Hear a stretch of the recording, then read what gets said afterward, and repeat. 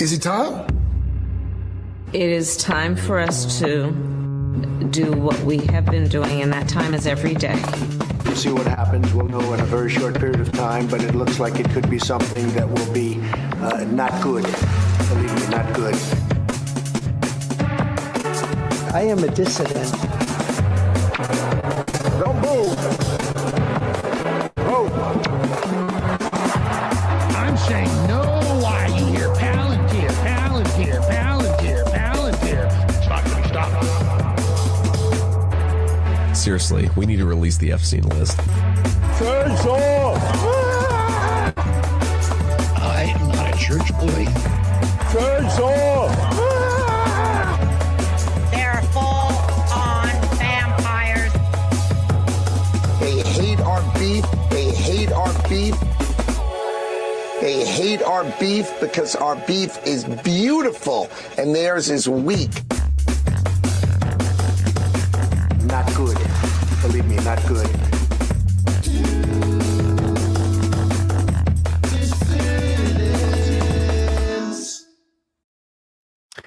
Hello, dissidents. Welcome, one and all, to a Tuesday evening edition of the Do Dissidents podcast. Keaton Weiss here with Russell Dobler, of course. Hello. How's everybody doing this evening? Pleasure to be here with all of you. We got Jake in the booth with us tonight for a special election night edition of the show. Yeah, we told you we were taking Tuesdays off, and we're taking most Tuesdays off from the stream anyway.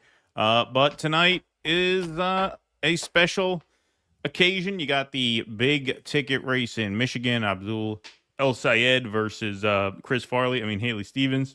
And then you got Cori Bush actually running again in St. Louis in a race that has not gotten that much attention, but that primary is tonight as well. She, of course, lost that election a couple years ago to the AIPAC-backed Wesley Bell, and now she is running again.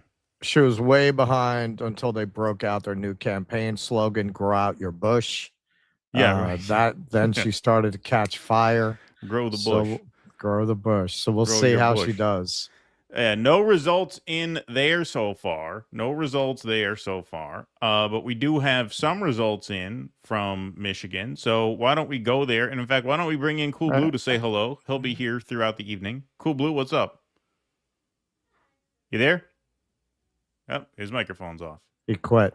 He's got to turn his microphone on. When he turns It's his out microphone enough. on, we'll All right, you want me to share that screen? Yeah, sure. Go ahead. So check this out, guys. Check this out. Ms. Sawant, went up since we looked at it before the show. It was at 75. Ms. Kshama Sawant is at 79% odds to advance. That's according to Kalshi. So those are not results. Those are percentages. No. Right. This is Kalshi. But look at that. Look at that. It made sense because she is very known, very popular. She got the endorsement from their biggest, most influential alternative newspaper. Because she only had to knock out the Republican, right? Yeah, you only got to come in second, right? So you got to come in second behind a Republican who generally gets, between 20 and 30% of the vote anyway. So, yeah. Now that's going to get interesting. Now that will be an interesting race. Yeah. So that's obviously the first hurdle. These are betting odds. So these are not, like I said, these are not results. Those results are going to come in much, much later. We will likely be off the air by the time those results come in, but we do want to preview that a little bit since obviously those odds are looking pretty good. So we will wait and see if any more information comes to light before the end of the night as it pertains to that race. But we do have some results that we want to bring you thus far. These are early, but significant and pretty much directly in line so far, at least, with what the polls said they were going to be, which is El Sayed plus 16, which, that's about what the polls had it as of, the latest round. Now, these are coming in from a handful of places. Kent County, where Grand Rapids is, Wayne County, that's, of course, the big basket of votes. That's Detroit. Very few votes in there, just a few hundred votes. And then up there, Wexford County. Wexford, where the regular people live. Yeah. Where the ordinary Americans, where the real Americans live, Haley Stevens is winning by 3 points because that's the real America.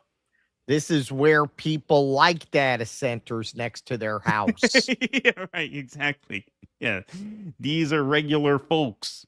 You can hardly go down by a river without tripping over a van. Yeah, exactly.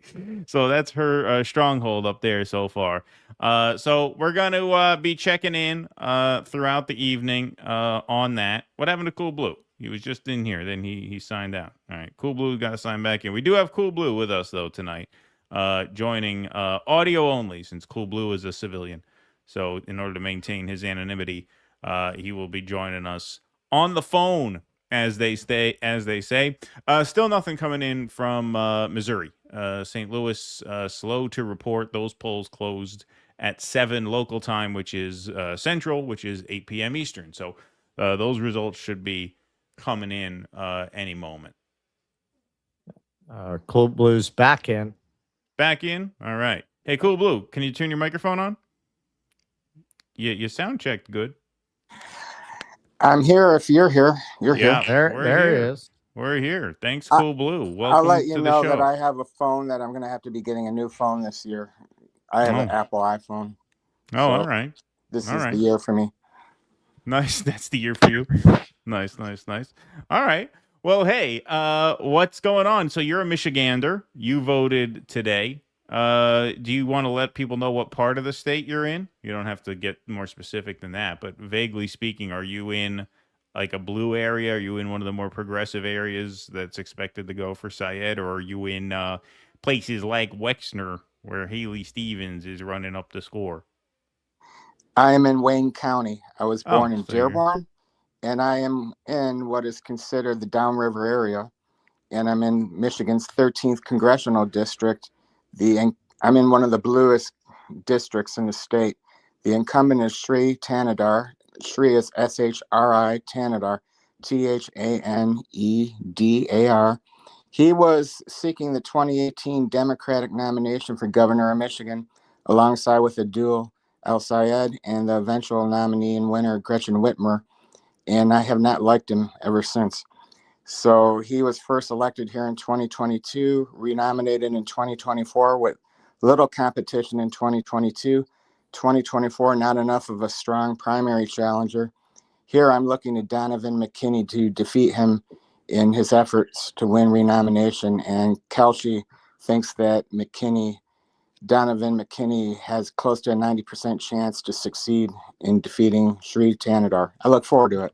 Oh, wow. All right. So there's a congressional primary then that was not even on most people's radar because of the Senate race. So you got a couple different things to watch there. All right, man. Well, thanks so much for being here. When we have more numbers, we will bring you back in. So everybody, round of applause for CoolBlue. We'll see you in a few minutes, man. Woo! There we go. Thank you. All right.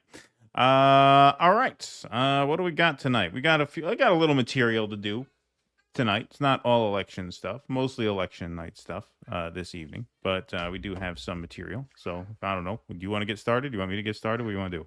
All right, let's get started. Sure. Let's rock and roll. All right. Now, you might have heard about the original throat goat. Throat goat went majorly viral back in 2021 in response to this tweet from Abby Roth. This is Madonna at 63. This is Nancy Reagan at 64. Trashy living versus classic living. Which version of yourself do you want to be? Now, I don't know if Abby Roth had looked into some of the details of Nancy Reagan's biography before she put that up, but a lot of folks were quick to remind her that even her own biographer pointed out that she was referred to as Hollywood's blowjob queen during her time as an actress. Nancy, the book alleged, was renowned in Hollywood for performing oral sex. Furthermore, she was reportedly known to perform said oral sex not only in the evening, but in offices. That was one of the reasons that she was very popular on the MGM lot. If you've ever watched Nancy Reagan in her acting days, it's the only possible explanation for the fact that she ever passed a screen test.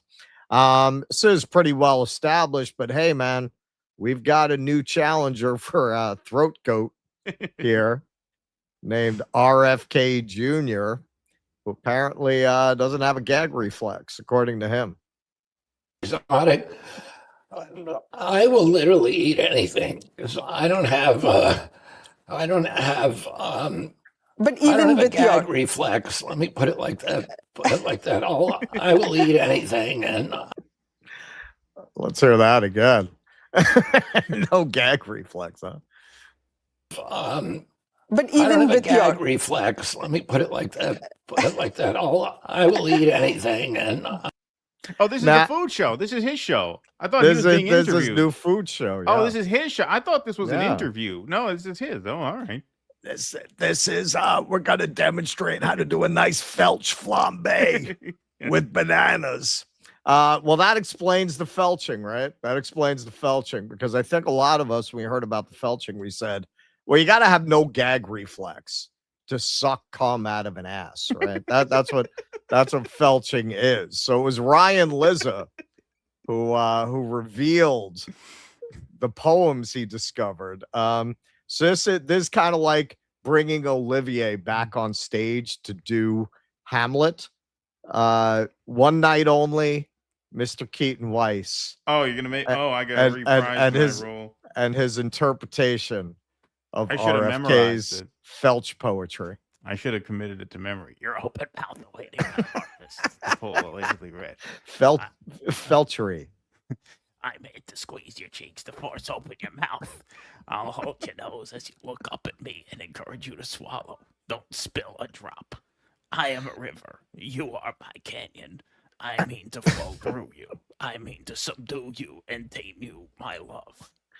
Well, that's a guy I'd want to take medical advice from. I want to practice it so I could do it like in a stage voice, like not just like. Yeah, well, you should wear like the Elizabethan ruff. Yeah, like the Elizabethan, and hold like a skull. Yeah. Alas, poor Nuzzy. I knew her well. Bailey, okay, size queen, and here is a theatrical interpretation from an experimental theater group of RFK Jr. and Nancy Reagan fighting over who has the best no gag reflex. What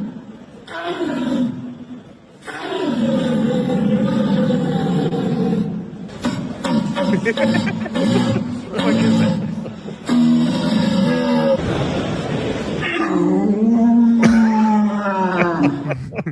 So that's what that face off might look like. Ashley Reese, you'll never be her. Nah, man. Yeah. That's why they call her the throat goat, the greatest of all time. But hey, man, it's not just RFK. Trump recently told reporters, I like BBC better. That's a good one. This is the freakiest administration known to man.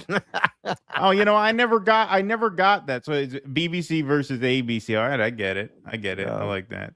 He likes that better. Funny. That's good. And my response explains the felching. Now, by coincidence, this quote from the great novelist Umberto Eco is going around today. He said he passed away 10 years back, but he already saw where things were going. The tragedy of the internet is that it has promoted the village idiot to the level of bearer of truth. Yeah, if you had told pre-internet people, okay, so listen, one day you're gonna have a Health and Human Services secretary who, by most evidence, probably drove his wife to suicide, says that part of his brain was eaten by a worm, and has been exposed as a serial felcher. They would have thought you were crazy. Only in a world where a sizable portion of the public gets their information from the internet, could you possibly convince people that that's not a joke? That's a good idea. That's something that we should aspire to.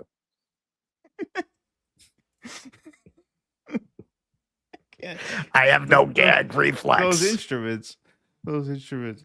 Now, did you follow when that? Because I'm surprised you realized that throat goat went viral in 2021. Because we weren't really on Twitter much in 2021, but that's pretty good. That's pretty good staying on top of the times.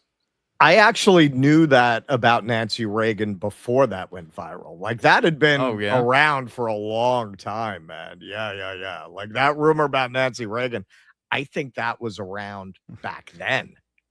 Like I think people were talking about that shit in the 80s, if I remember. I don't know much correctly. about Nancy Reagan. I don't know when she married. Because you had these books like Hollywood Babylon. Well, he was married first to Jane Wyman, I think. And she's his second wife, actually, Nancy Reagan. And yeah, like you had, particularly Hollywood Babylon, I think might have talked about it. I could be wrong. But there were, pre-internet, you had books that were the real tell-all books, like not the Kitty Kelly tell-all, like the real shit. And you'd have articles in underground magazines about things like this. So that rumor was out there already long before that tweet. That's why people were so readily able to find writing about that. Right. Wow. Yeah, I But never now, heard but that. now about Nancy Reagan. RFK's coming for her, man. He's coming for her. Yeah. Okay. Whether it be bear or man, I can take it all the way down my tonsils. Yeah.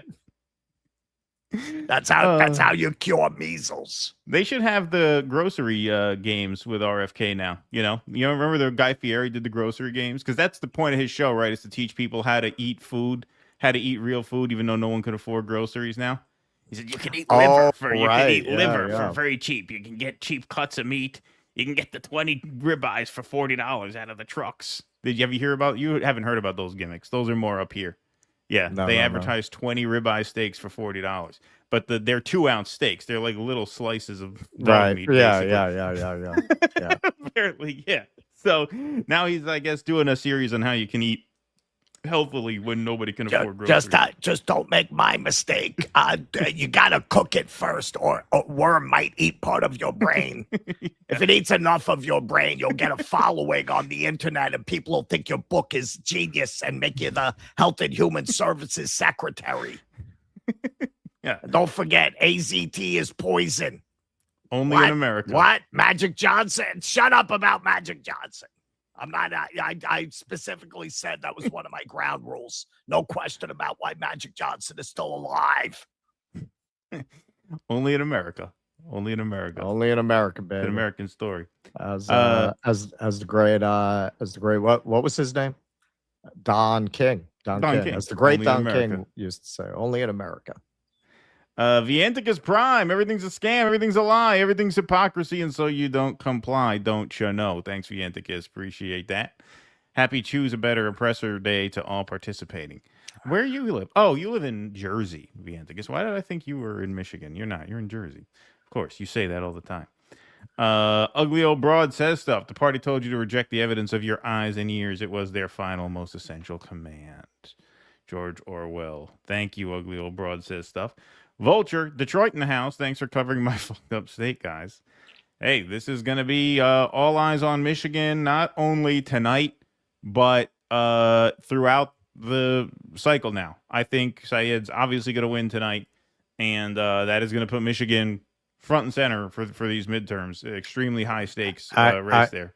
I've learned a new expression. We got to ask CoolBlue about this. Youper. Apparently what she's doing is known as a Youper accent. What's a Youper accent? Oh, that accent. It's a Youper accent. All right. Well, let's ask CoolBlue about that. We'll bring him on. We've had a few people in the comments say that. Madonna, another home state girl.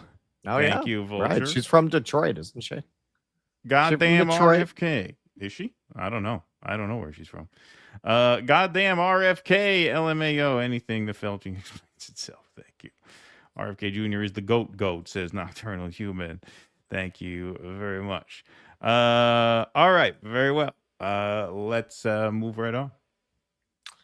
All right, you want to go to election stuff or Boy George? What are we doing? Let's go to why don't we do Boy George? Oh, should and I'll should I do a couple of chats?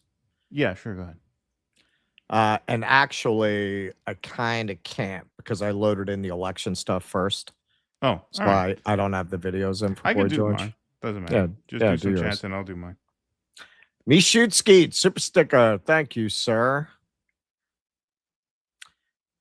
Gleb Perch, please. I need to know your bowel movements today. How many times did you go and what consistency was the stool? You'd have to ask my friend without the gag reflex. That was what I was using as my toilet today. P. Walker, neither RFK nor Nancy comes close to Lindsey Graham. Good one. Happy donut farts. Who spilled the tea on RFK Jr.'s felching? Ryan Lizza. Well, his would-be lover, his lover's would-be fiance, right? They were engaged, right? Olivia Nuzzi's fiance was Ryan Lizza. It was Ryan Lizza, and he found this and stuff. He found it, and he wrote it. Yeah. So hell hath no fury like a lib journalist scorned. Right. Huh? Louise Brooks. Russ is absolutely right about old Hollywood gossip. Watch the documentary Girl 27. I've seen that actually to get insight into the good old days in Hollywood. Always shady. Yeah, it's heartbreaking, that documentary. So yeah, like that. I remember. You know who would know about this? James was aware of that genre when we were kids, of like these underground books about Hollywood gossip, because he used to tell me about stuff like that. We were like teenagers, about how like Milton Berle supposedly was hung like a bear. You know, like, so he was very popular around Hollywood with the girls. That kind of, yeah, like that stuff was out there. It just you didn't have an internet, so you had to know where to find it. All right. Is that everything? We caught up? I mean, you know, I've got a few left. We'll save them for next. Sorry, it's a little hard for me to follow because I'm doing the maps plus this. But all right, I'll do a segment and then we'll go to more results. Some more results are in, but I think by the end of this we'll have even more. So CoolBlue, stand by. We'll bring you in about probably 10 minutes or so. All right, everybody. So Ken Klippenstein reported on some paywalled reporting about a leaked Republican memo, which actually contradicts a lot of what the establishment Democrats say about electability when it comes to progressives versus the centrists. So Klippenstein's piece here on Substack says, will Francesca Hong and Abdul El Sayed get elected? As we move closer to the midterm elections, two candidates stand out for their independence from the institutional Democratic Party. The first is straight-talking chef Francesca Hong, who I've interviewed and is the clear frontrunner to be the governor of my home state of Wisconsin. The second is Dr. Abdul El Sayed, who enters Tuesday's Senate primary in Michigan with a double-digit lead in polls. Yet the Democratic Party and the mainstream media are not accepting the clear will of voters. Instead, they're busy manufacturing the sense that if the two candidates are nominated, losses in the general election would be inevitable because they are too, quote, extreme for ordinary voters. The party hacks and their elite media buddies are trying to put the fear of God in voters that if they choose the candidate most of them want, it is playing into the hands of the Republican Party, Donald Trump, and so on. Though disguised as a warning, it is actually a threat. It bears mentioning that this is not the view of Congressman Tom Tiffany, the Republican who will actually have to run against Hong. We need to take Francesca Hong seriously, reads the subject line of a memo prepared for Tiffany's gubernatorial campaign by Republican consultants. Leaked to and reported on by Jesse Opoyan of the Milwaukee Journal Sentinel, the April memo correctly anticipated Hong's dominance in the primary. It also described her as uniquely dangerous in the general election and that general election strengths are formidable. Per the memo, as reported by Opoyan, Hong's combination of grassroots momentum, unapologetically progressive ideology, and a platform centered on high turnout makes her uniquely dangerous in the general election. Hong's platform is, quote, broadly popular and difficult to counter. Her agenda is built around kitchen table issues that poll strongly with independents, working families, and even some rural voters. More moderate and establishment Democratic alternatives would likely produce lower base motivation and depress turnout. And so that has kind of been the theory of the case that, the progressive types have been making for years and years and years now. And it seems to be breaking through now for the first time in race after race, multiplied throughout the country. So David Axelrod is one of the hangers on here, and this tweet is cited in Ken Klippenstein's piece. The Dem race for governor in Wisconsin feels like a slow-rolling car headed for a cliff. If Dems don't figure it out, they'll endanger a potential House pickup opportunity and risk installing as governor an election-denying Freedom Caucus member just in time for the 28 election. Notice how the Republicans don't seem to worry about that. Hence, the election-denying Freedom Caucus member being the nominee of their party, right? They don't run into that same resistance. Oh no, what will the normal people think, right? Okay, so here are some clips of Francesca Hong that are going around. And there's a lot of these clips, and these clips are going to plaster the internet and plaster the TV waves for the next 3 months. Her primary is, I believe, next week. But I think her main opponent already dropped out. So it looks pretty much like she has a fairly clear path to the nomination. But, they're going to go after her with stuff like this. And there's a lot there. And, as Daria Liza started doing when she ran for Congress, she started deleting old tweets from, not surprisingly, the sort of peak woke era, as they say, 2021, 2022, right around the time of the Madonna throat goat revival story. It's funny how that hit during peak woke, right?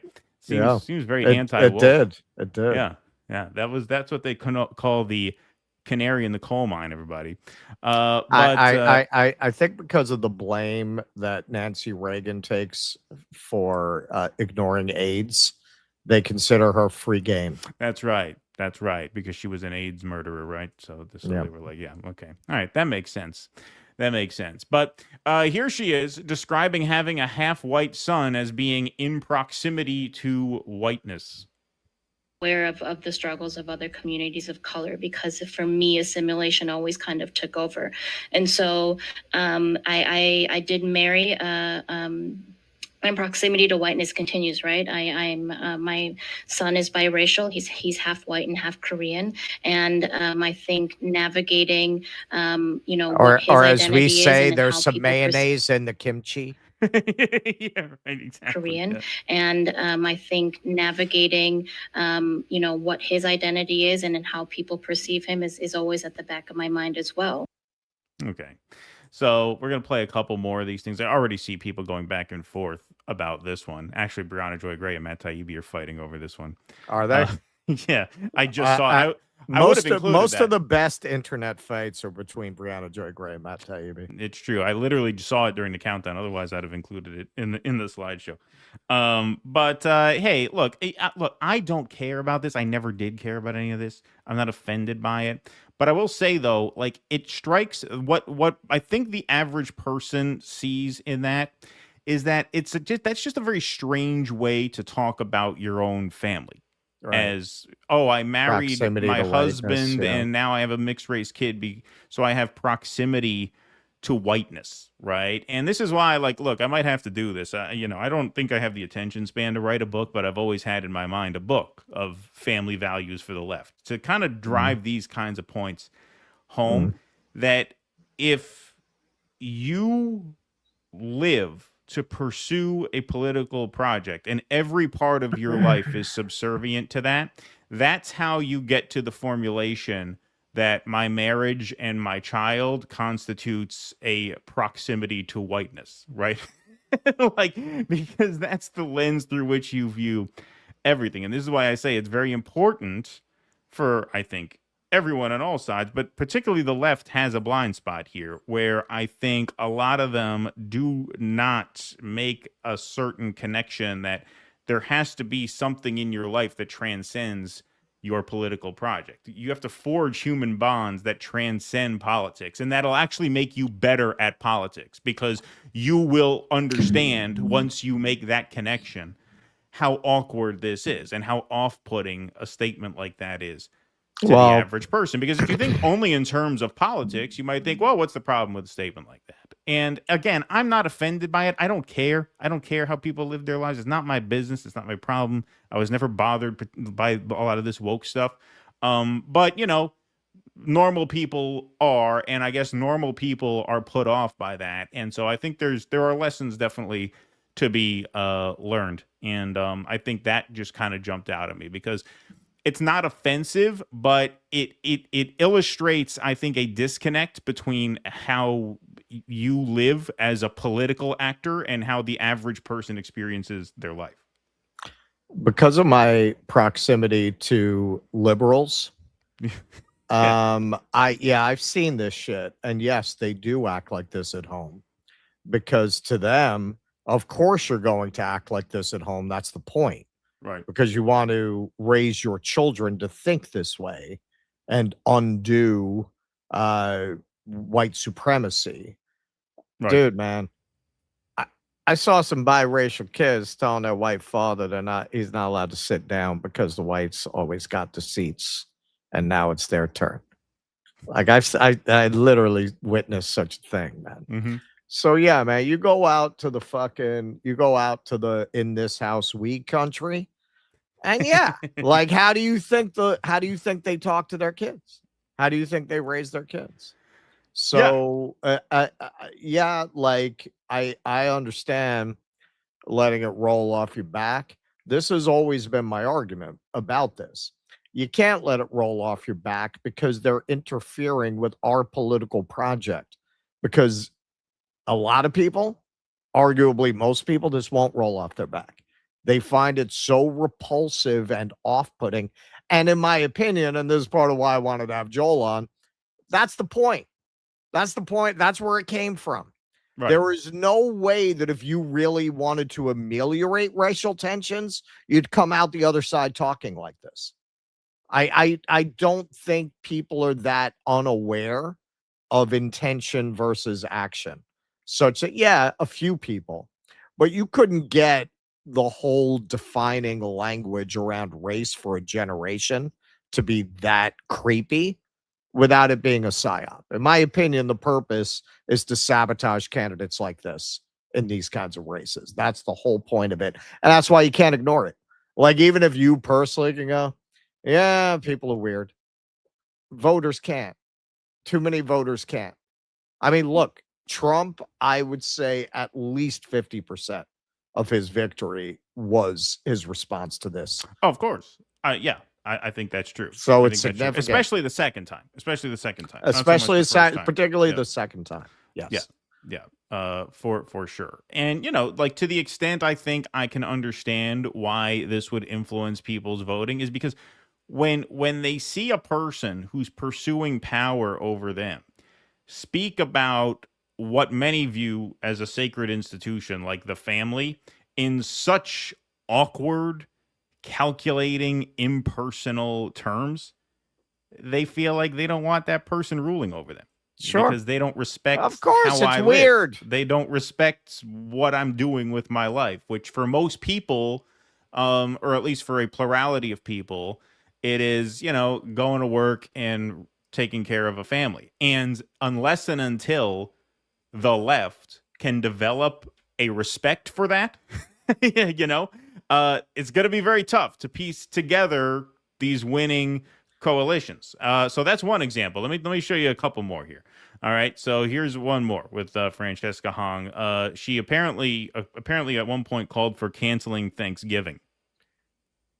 Positions that he keeps highlighting and, you know, obviously likely would continue to do so before November should you win. One thing that they brought up as well was a post from you in 2021 where you said Americans should cancel Thanksgiving, should have done this in 1621.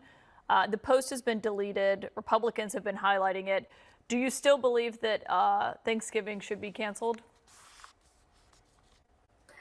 I'm a chef, and one of the first meals that I made that was for the community when I was 16 was a Thanksgiving meal. You know, I always think my hospitality background in owning a restaurant for 7-8 years, that bringing folks around the table to share conversation and build community is always a good thing. But Thanksgiving is also a time that's incredibly painful for many people in our communities. And so I think I wanted to make sure that people understood that there are multiple views, but views can evolve. And the position that I'm running for right now, and I think my background as a chef, will actually help me become a better governor that's able to bring more people to the table. Francesca Hong, thank you for joining us. We hope to have. See, she's a chef and she's bringing people to the table. Get it? As a chef, she's bringing people to the table. I get it. Yeah. Now, David Axelrod says it's answers like this that can cause many to think if this chef wins the gubernatorial primary in Wisconsin, Democrats may be cooked. And you know what I say? I say that's kind of a salty response from David Axelrod, bordering on spicy even, but definitely salty. Kind of a salty response from David You're Axelrod. killing me, man. You're killing me. I say he's really souring on this candidate. It's leaving a bitter taste in his mouth. Help. This whole thing is leaving a very bitter taste in my mouth. It's like a total assault on who I am as a person. This show is like we're like the United States and Iran. We're just trading strikes here. We're just trading blows. You know? All right, I'm gonna have to retaliate. You're gonna have to get me back. So Greg Price. All right, here's the third one. No dad jokes on this one. This was the first time Francesca Hong ever spoke on the floor of the Wisconsin General Assembly. I'd like to acknowledge this building and everyone in it are on occupied Ho-Chunk land. And my pronouns, of course, are she, her, and hers. Oh, boy. 26 has the floor. Thank you, Mr. Speaker. Good afternoon, everyone. First, I'd like to acknowledge that this building and all of us in it are on occupied Ho-Chunk land. And to clarify, the lady from the 76 pronouns are she, her, hers.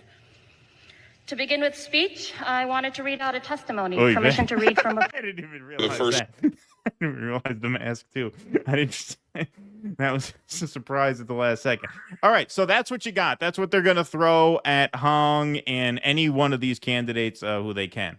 Now, this is in Michigan, to be clear, is a different race. But the bet that I think progressives are making is that the economy being as terrible as it is, and of course, the Israel issue being as toxic as it is, the question is, do wine moms and the suburbanites make the kind of calculation that this Hall of Fame wine mom makes here, saying she'd vote for a communist over someone who supports sending taxpayer money to Israel?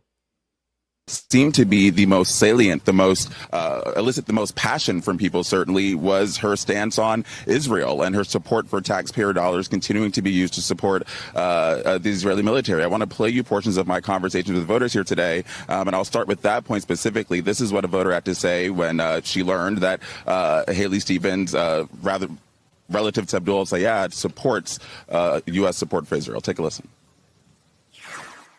I just wouldn't want a single of our family's tax-paying dollars to go towards something like that. It's like giving money to violence. So would you support a Senate candidate, in this case Haley Stevens, who's more of a moderate like you tend to like, but would that be enough? That would definitely turn me off as 100%. I couldn't. I would vote for a communist first. There you go. There you go. So that's the question. And I don't care that she sounds like me. Yeah, I don't care that she sounds like me. Yeah. You know what I say about Thanksgiving? I say Republicans like Thanksgiving for football and gay sex. That's what they like about Thanksgiving. So you can cancel it as far as I'm concerned. After what happened last Thanksgiving, I hide the turkey baster. Yeah, exactly. Yeah. So look, you see that in Michigan. You see Hong looking like she's going to be the nominee in Wisconsin. Between El Sayed's victory and Hong's victory here, in keeping with the Ken Klippenstein piece and the memo that leaked, I think you got a lot of complicated stuff going on here. We're going to bring in CoolBlue for some data analysis later in the stream and for some predictions and stuff like that. It's going to be a blue wave year. I think that's fairly obvious. But these two states here, you're getting your first instances of progressives winning primaries in swing states and getting to go head to head against the Republicans in the swing states. Do they bring certain baggage to these races? Yeah, they do. In El Sayed's case, it's totally unfair. His only baggage is that he's an Arab with a Muslim-sounding name. And let's just face it, there's a lot of white moderate racists there who are going to be uncomfortable with that. He seems to be pretty solid in terms of, where he's coming from. I don't think there are clips of him saying we should cancel Thanksgiving and talking about proximity to whiteness within his family. So that's a little, he's facing these headwinds for unfair reasons. And look, perhaps you could say it's a little unfair to her. But the fact of the matter is, that's why she's erasing these tweets. I think a lot of people who run for office now are going to have an online sort of paper trail that they're going to want to get rid of, especially if they were like younger and, trafficking in some of that like ultra woke discourse that's been proven to be as alienating as it is. But the bottom line is, I always think to myself, did I take down that Facebook post about how I wanted David Brooke to get gang assaulted in a prison in South America? You got to be careful for these things. I hope I if didn't you're leave running. that up. Yeah, exactly. You got to be careful about these things if you're running for office. So the big picture point is what you're seeing in Michigan and Wisconsin are two very close swing states. They both went for Obama twice, and Trump has won each of them twice now. You're getting a chance to prove your theory of the case. After 10 years, you're finally getting a chance to prove you can win in a swing state, because these progressives who have had victories like AOC, like Cori Bush, like Ayanna Pressley, like Ilhan Omar, they won primaries in very blue areas. Michigan, Wisconsin, you're getting two statewide races where the progressives are getting their pick, and now they're going to have to prove they can go out and win. And I am not so sure. I'm really not. It'll be very interesting to see how this plays out, but these two elections are extremely high stakes in terms of establishing a proof of concept. If you're the progressive wing of the Democratic Party, you need to win these. If you lose these races, you're not going to get any progressives through. Forget about a presidential primary. You're going to have a very difficult time getting them through these statewide primaries in tough states, because the Neera Tandons and the James Carvilles are going to be able to point to this and say, when you had your shot, even in a blue wave year, you couldn't win. And so the fact that they're winning, I think, is overall, all things considered, for all their flaws, I think a positive. But now the follow through becomes absolutely critical. These become must win races now. Yeah, this is something that has only really come up in a relevant or visible or significant way over the last few years. And it's very difficult to figure out how to deal with it.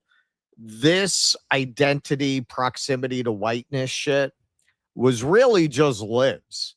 It was really just Democrat, vote blue no matter who libs, that talk that shit as a way of avoiding an economic theory and a class-based theory of society. Lacking that, they just went further and further up their own asses into critical theory sophistry. Now, what you are starting to see is politically relevant and significant people with an economic and a class theory who talk this way. At first, that was two different people. I personally don't really understand it. I mean, I guess I do. It's very strange to me if you have a class and economic theory. Not that, well, that means you should be neutral on racism or assume that racism is something that doesn't need to be addressed. Or I wouldn't even agree that you can just resolve that through class struggle. I think it's something that needs to be. This is a very specific, and my criticism has always been clearly counterproductive way of approaching those problems, to the point I don't see how you don't see that's a psyop. Now, when you talk about the gender stuff, yeah, I'm old enough to remember when you walked in a radical bookstore and it was some anarchism, it was some communism, it was some Trotskyism. You didn't have 10 things about B is for non-binary. Like, you didn't have that shit in a radical bookstore. You do now. Like, any radical bookstore you go into, that shit is there. I don't get it. I honestly don't get, if you really have a class theory, not that you should disavow those issues, but why you don't understand that you've been psyoped into, yes, centering them in ways that are very damaging to any worker-based movement. And of course, that's a big part of the problem. I talked to Joel about that. I talked to Peter Turchin about that. A big part of the problem is the people who are driving this are not workers. They're not workers. They don't have a lot of experience with workers. When you take it out of theory into reality, I don't think they particularly like workers. And that's why they don't solicit them. When do you see them going to Amazon? I have never seen the DSA. I'm not going to say it's never happened. It's a big country, right? Probably happens somewhere. Is it a regular practice of DSA to like go to Amazon and like try to recruit people like Chris Smalls? Like, I don't see a lot of that. And I think it shows in things like this, because I've never heard Chris Smalls talk like that. I don't think you ever would. Because he's a legit labor leader who comes from the fucking working class. And if it were more dominated by people like that, you'd never hear a sentence like that. No real workers' party would tolerate that level of discourse within their party. So yeah, does it wind up being like, look, you look at a lot of people who went on, maybe it's a bad example or an unfortunate example because they went on to be the new Democrats and the libs.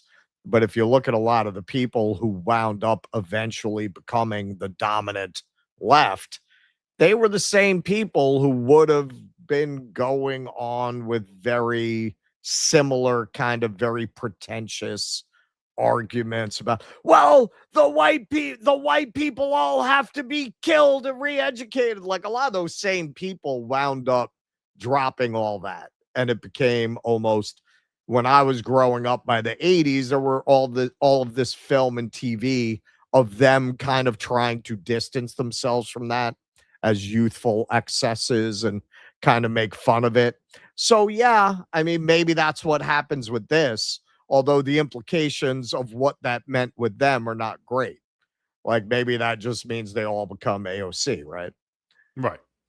Exactly. But we will see. Now you're getting a chance to compete in, the ultimate test sort of battleground, which are those upper Midwest states that went for Obama, they went for Kerry, they went for Gore, then they went to Trump, then they went to Biden, then they went back to Trump. I mean, you could not ask for a better forum in which to test your theory of the case, and now they have it. And now it's imperative that they win, because if they blow it, they're going to set themselves back a pretty long way. All right. Why don't we take some super chats, and then we'll bring in CoolBlue and get another game break. Fuck yeah. Tusker, Russ, I texted you my story about how I first learned about Nancy Reagan and her skills. Yeah, but that's a really blue story. That's an after 11 story. Yeah. How you found out about Nancy Reagan. Too long to super chat it, but feel free to share. Okay, so I'll share since everyone loves you. And Tusker has graciously, I think she's agreed to do the 23rd. When Oh, it, she has? Great. yeah, well, she didn't realize she had a choice, so I'm assuming that's a yes. Oh, okay. Yeah. She Well, that's assumed the she best didn't have way. a choice. Yeah. Mhm. Yeah. I The best way to knew get a favor from someone is just to tell them they have to just do it. tell them they have to do it. Right. Right. That's how we roll. Yeah. So she says, I knew about Nancy Reagan about 15 years ago. Someone told me where the name throat goat came from because I worked with an old lady that had a reputation in her younger years. One of the doctors said she sucked a dick so good, the bed sheets would go up your asshole. So one of my older coworkers said she was the original Nancy Reagan. Well, she's a co-host. There you go. There you go. This is why we're bringing you on the 23rd to tell stories like that. Parsley Picker, super sticker. Thank you. Omer Bajrovic.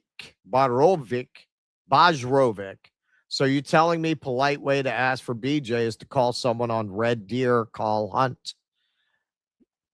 I didn't get that. Red Deer Call Hunt? Red Deer Call Hunt? Red Deer Call Hunt. Red Deer. Parsley Picker, off topic, but curious as a Canadian fan, do you see the recent divide between our countries as serious?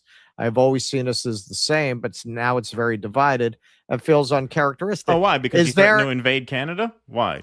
Is there a division between our countries, or do we have like a total fucking nut job as like the figurehead of the country? Right. Like I don't actually, even online, I don't see anybody being like, goddamn Canadians, like even the Chud Patrol. I don't see them talk about Canadians. The Zionists are not obsessed with the Canadians. They're obsessed with brainwashing the Chuds into hating the Muslims. So you see them talk about that a lot. So I think it's purely manufactured by the administration. I don't think it's real on the ground. I mean, it is, and I can't blame you all from your end. That's why tourism has collapsed here from my eyes, particularly student tours, because those were all Canadians. Those were all Canadian bus tours I used to do when I was a tour guide. When I've biked all summer and I keep checking in to see if it changes. I don't see one when you're leading a big student tour group like that. You carry some kind of marker, usually a flag. I used to use a lightsaber. I don't see one. Man. I can't tell you how completely unheard of that is for New York over the summer to not see any student tour groups walking around the main areas. And that's the Canadians, man, because they're boycotting. I don't blame them. But I think Americans are just kind of caught in the middle of a crazy president's rhetoric. There's one thing, like most Americans, I don't think have any hostility to Canada. No. John Smith, Tuesday show must have died and gone to hell. You died and went to hell. All right, let's do a game break, and then we'll get to some more. P. Walker, Thanksgiving was first celebrated in 1578 by Pastor Frobisher in what is now Newfoundland. Oh, really? It was in Canada originally? I didn't know that. All right, we got a game break here. Then we'll go take some more chats, and we'll bring in CoolBlue for some commentary on this. I think. You know what? I should read this one thing before we bring in CoolBlue. John Olmsted asked CoolBlue what he thinks about Marie Gluesenkamp Perez getting unseated by Brent Henrik in my district. All right, we will ask him about that as soon as we bring him in. Well, not as soon as we bring him in. I want to do this first, but then we'll put that up on the screen. Oops. But that's all right. I have it back here, so I can get it again in a second here. If we go to, I have it in my back end here. Not to make the show any more crude than it is, but it's in my back end. I got a super chat in my back end over here. Okay, there it is. All right. Little game break here from the state of Missouri, not Michigan. It seems as though Cori Bush has been defeated in a crushing landslide by Wesley Bell. So AIPAC picks up a win here, a pretty resounding win. This is interesting that this race got almost no coverage. I mean, Cori Bush was essentially part of the squad, and then she was unseated by Wesley Bell. a couple years back. CoolBlue, can you turn your microphone on and answer me something? What did Wesley Bell unseat Cori Bush last cycle in 24 or 22? It was 2024. He did that in the primary, defeated her. So he beat her in 24, and then she figured, all right, if AIPAC is really, getting crushed in Democratic primaries, I'll come back and try and run again. But as you could see here, not even close. Just a total blowout. Now, I chalk this up to the fact that, like, unlike Daria Liza and unlike this new crop of candidates who, people have some hope that they'll be different, from AOC or Ayanna Pressley, or say, I don't know, Cori Bush. Cori Bush kind of has a record of towing the party line, in very squad-like fashion, and perhaps that explains why she could not get any traction. Why this race was essentially ignored by most of even people in our media space. I mean, I had almost forgotten about it. I knew she was running, but I saw forgot a couple this things week. about Wesley Bell. Yeah. I mean, he's an AIPAC guy. This issue was obviously on people's minds in 2024. This was during the Gaza genocide, obviously, post October 7th.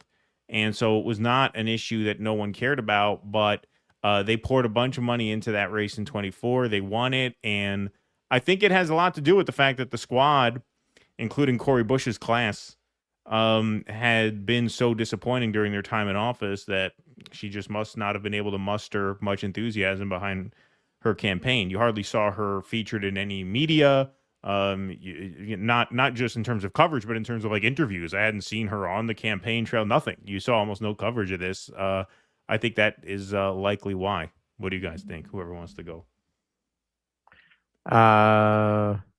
Well, the headlines are going to be funny in the New York Post tomorrow. Voters decline Bush.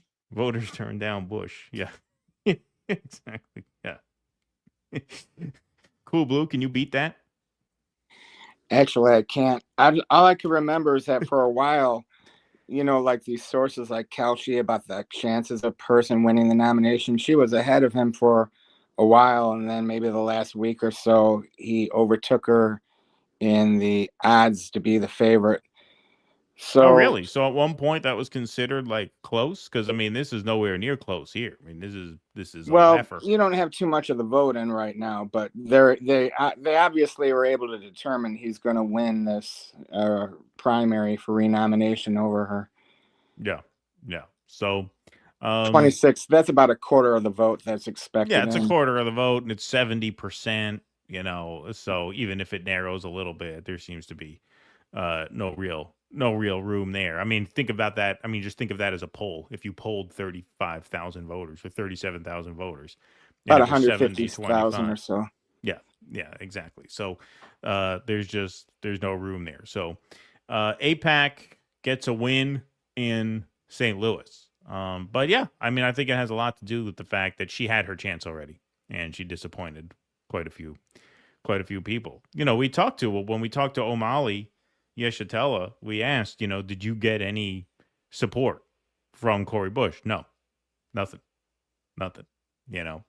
So I think that explains quite a bit of how that went kind of sideways. So that is one W for the Israel lobby.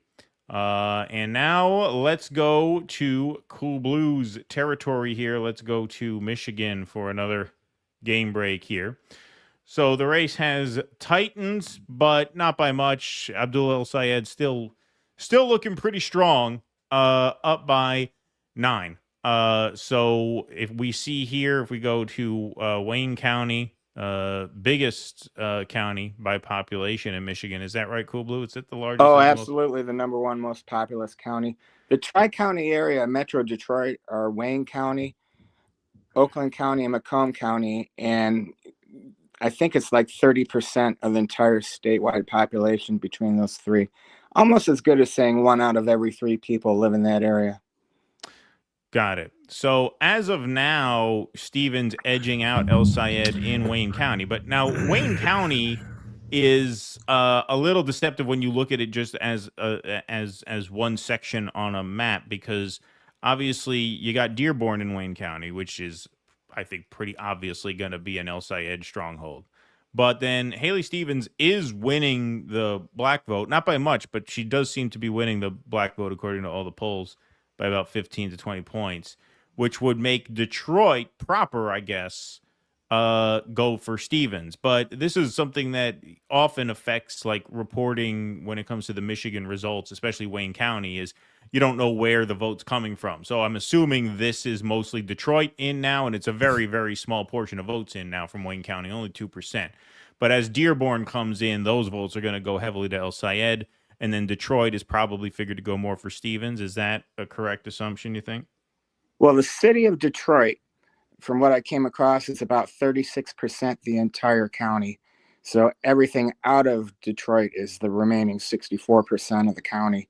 So I'm thinking that she'll win the city of Detroit. But when it comes to the rest of the cities in the county, and I don't know if you're wanting me to start naming them, but it would include that Hamtramck, which was part of, what was much covered in 2024. The city of Dearborn, just west of it, Dearborn Heights. You have a little bit on the west side. You have the city Canton, which is a very popular address for people who, that city has really grown, people who have upper middle class income.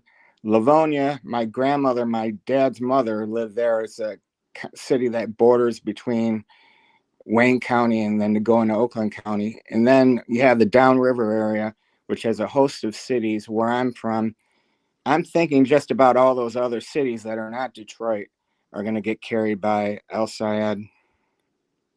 Yeah. Now, you registered a prediction for this. What was your prediction for this? I was thinking he would win statewide by plus 21 percentage points. The only thing is I've underestimated how many votes are going to be cast. I was looking at recent primary, and I must have misread something. I thought 600,000. We're looking at possibly 1.5 million, 1.4 to 1.5 million for just the Democratic side. Yeah. Well, I've heard that throughout the day that they're talking about this being record turnout for a primary, which I guess that bodes well for the Democratic nominee, right? Because I mean, I've told you, and look, you're the man. I believe you. If you say El Sayed's going to take it in November, I'm going to go with what you say. I have a bad feeling about it. I just do. But when you look at, big indicators like turnout, I guess if you're a Democrat, you have to be encouraged by the fact that the turnout here is dwarfing other years. I'm not sure about dwarfing, but what it can say is that much of the talk, like if you look at Texas, we've been having some states where there have been more Democratic turnout, interest to vote in primaries than the Republican side, which for people is an indicator about voting pattern to signal that this is going to be a year for the Democrats, that the Republicans have less turnout being driven, less interest, and that would mean also taking into account people very supportive of Trump being reelected 2 years ago and how they're feeling now. They're less motivated. Well, I remember that was a thing in Texas. The Democrats outvoted the GOP in the primaries by like a lot. I think by like 400,000 votes, which is pretty much unheard of for a Texas primary. So looks like we are at 53-44. Votes coming in very slow. This is because, the Democrats, they count the votes slow so they could cheat. Usually we have votes coming in a lot faster, but they call it ballot harvesting. They call it ballot harvesting. Yeah, exactly. So there you are, 53-44 as it stands, 18% of the vote. And Sayed doing pretty well in some of the rural counties. I think that has to be encouraging, seeing that, he seems to be winning in places outside of the urban areas, not cleaning it up. She's got some areas that are purple for her, but he's looking pretty solid so far. So We will check back in with you in a few minutes. Cool Blue. Thanks again. And our friend Kshama. You got. Oh, sorry. What happened? Oh, go ahead. 80%. There you 80%. Holding steady. Holding steady. Yeah, looks like she's got it. Did Don Jr. bet on Kshama Sawant? Are the Trump brothers? Probably. Are they? Probably. Are they I mean, rigging the market? that's going to be a wild race, man. That is a lot of attention. Yeah, that's going to get a lot of attention if she advances. Of course. Okay. Kshama, if you're listening, ixnay on the cancel Thanksgiving. No canceling Thanksgiving. That's my advice to you. Just to stay away from Thanksgiving. In fact, I'll give you football picks to put in for Thanksgiving. So if anybody asks you a question on Thanksgiving, you can just tell them. I'm taking the Cowboys and the Lions. Yeah, we're gonna send you a Dallas Cowboys jersey. Yeah, we're gonna send you a Cowboys jersey. Yeah. You can wear it on the campaign trail. So if you get a Thanksgiving question, boom, you're right there. You're ready for it. That's it. We'll send you a hoagie. Yeah, right. Yeah, exactly. Little prosciutto, fresh mozzarella at a Detroit Lions God, listen, man, you can't even find it like this anymore, man. There was a place in my neighborhood called Milk Barn where it was all freaking Italians working the deli counter, man. The fucking Italian sub there was the best in the country, man. Genoa, Provolone, Hero. Oh my God, man. It was the best. Long gone now. Long gone. All right. So we want to do a little bit of we'll do some chats. Yeah, let me just take some rants. I think I'm a little backed up. What happened to my rants here? Vienticus Prime. I'm reading Napoleon of Notting Hill, which means Umberto Eco's quote resonate more. Speaking of echo, is it echo or eco? I recently learned about Foucault's pendulum from the Corbett report. Sounds interesting. All right. Thanks, Vienticus. Also, I want to see if you'll fuck up on pronouncing Foucault. No, I know Foucault. I didn't know. Yeah. I'm less familiar with eco. He kills that. He kills that. Foucault, I know. I don't know eco or echo. That's the one. That's the one that's tough to me. I don't know which one it is. Let's see. It's pronounced something like Foucault. Yeah, Foucault. No, I know Foucault. Yeah. I just didn't know echo. I don't know if it's echo or eco. I'm assuming it's eco. Vienticus Prime. Meanwhile, everything has a proximity to gayness. Thank you. Ugly Old Broad says stuff. Steven sounds more like Da Bears guys from SNL, not Youpers. Yeah, Cool Blue put in the private chat. He didn't recognize the accent. So we cannot confirm what that accent is. I just see a lot of people in the comments saying she's doing like a Youper accent from the Upper Peninsula, they say. Okay. From the North Country. Yeah. Everybody thinks they're, you know what they had a lot of. Well, and they're pointing out like where she's from, nobody would talk like that anyway. Yeah, I talk like this to appeal to the Jews who live in the North Country.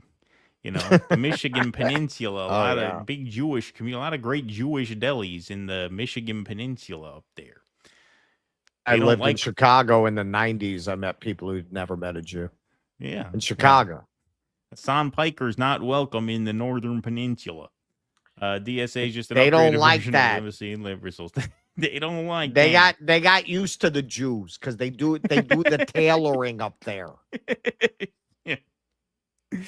I'll tell you, you know what he could do? He could make her. Well, I guess he can't. I guess that wouldn't really work. But as you know, she's one of these people. You know, she's the only funny Zionist I've ever met. You know, they say Zionists are not funny. She's naturally funny, not intentionally funny, but naturally funny. Not on purpose. That's the. She should be like a press secretary. I think she would be a great press secretary.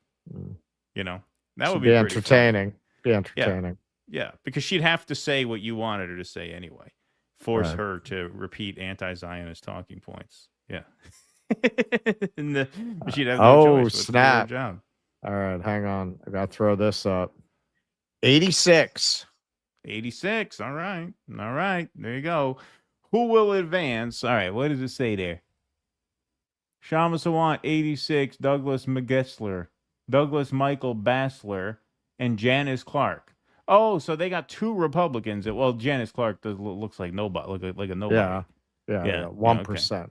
All right. Yeah, well, there you go. 20% the Republican, 86% Kshama. All right. There you go. Be very interesting to see what those results look like too. You know how tight it is. So all right, there we go. Looking not bad. Looking not bad over there. Knock on wood.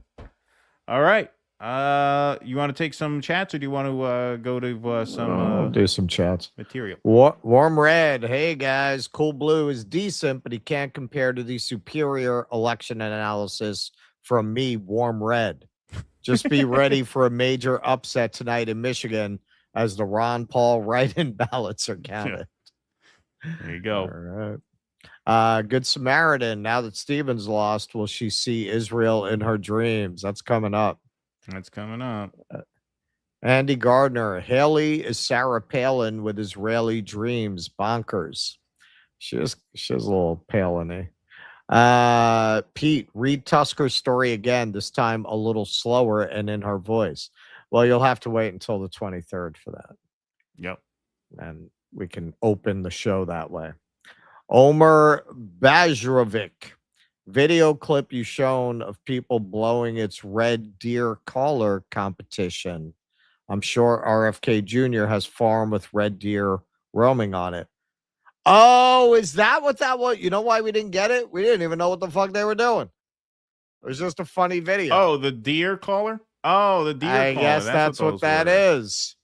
Ah, thank you, because I was kind of wondering what the hell that was. I thought it was an instrument.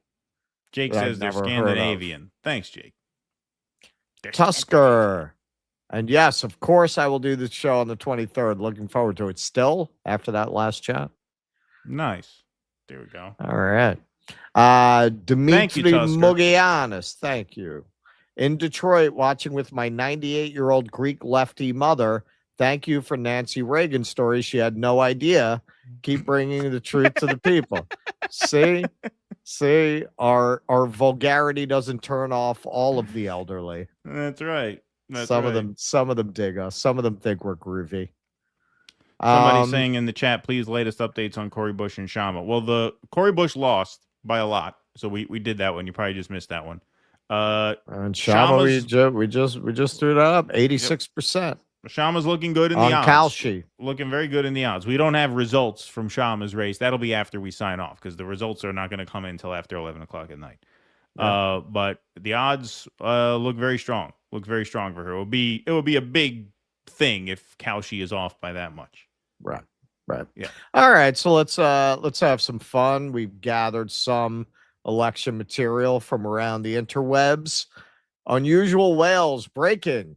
Trump is reportedly indifferent to losing congressional majorities in the upcoming midterms because he intends to focus on executive actions and pardons rather than passing legislation per Axios. Well, that's good news for Jelaine. Yeah. Jelaine pardon incoming. Screw you guys, I'm going home.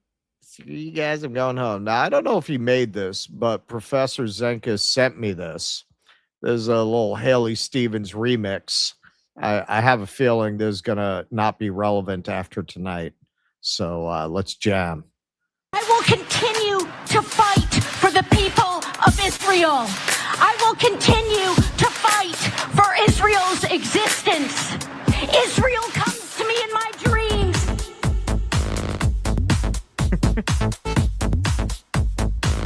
Israel comes to me in my dreams.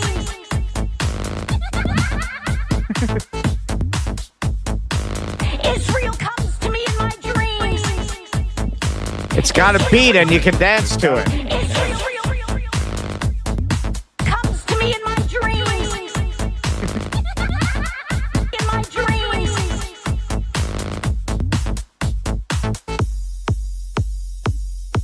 I will continue to fight for the people of Israel. I will continue to fight for Israel's existence. Israel comes to me in my dreams.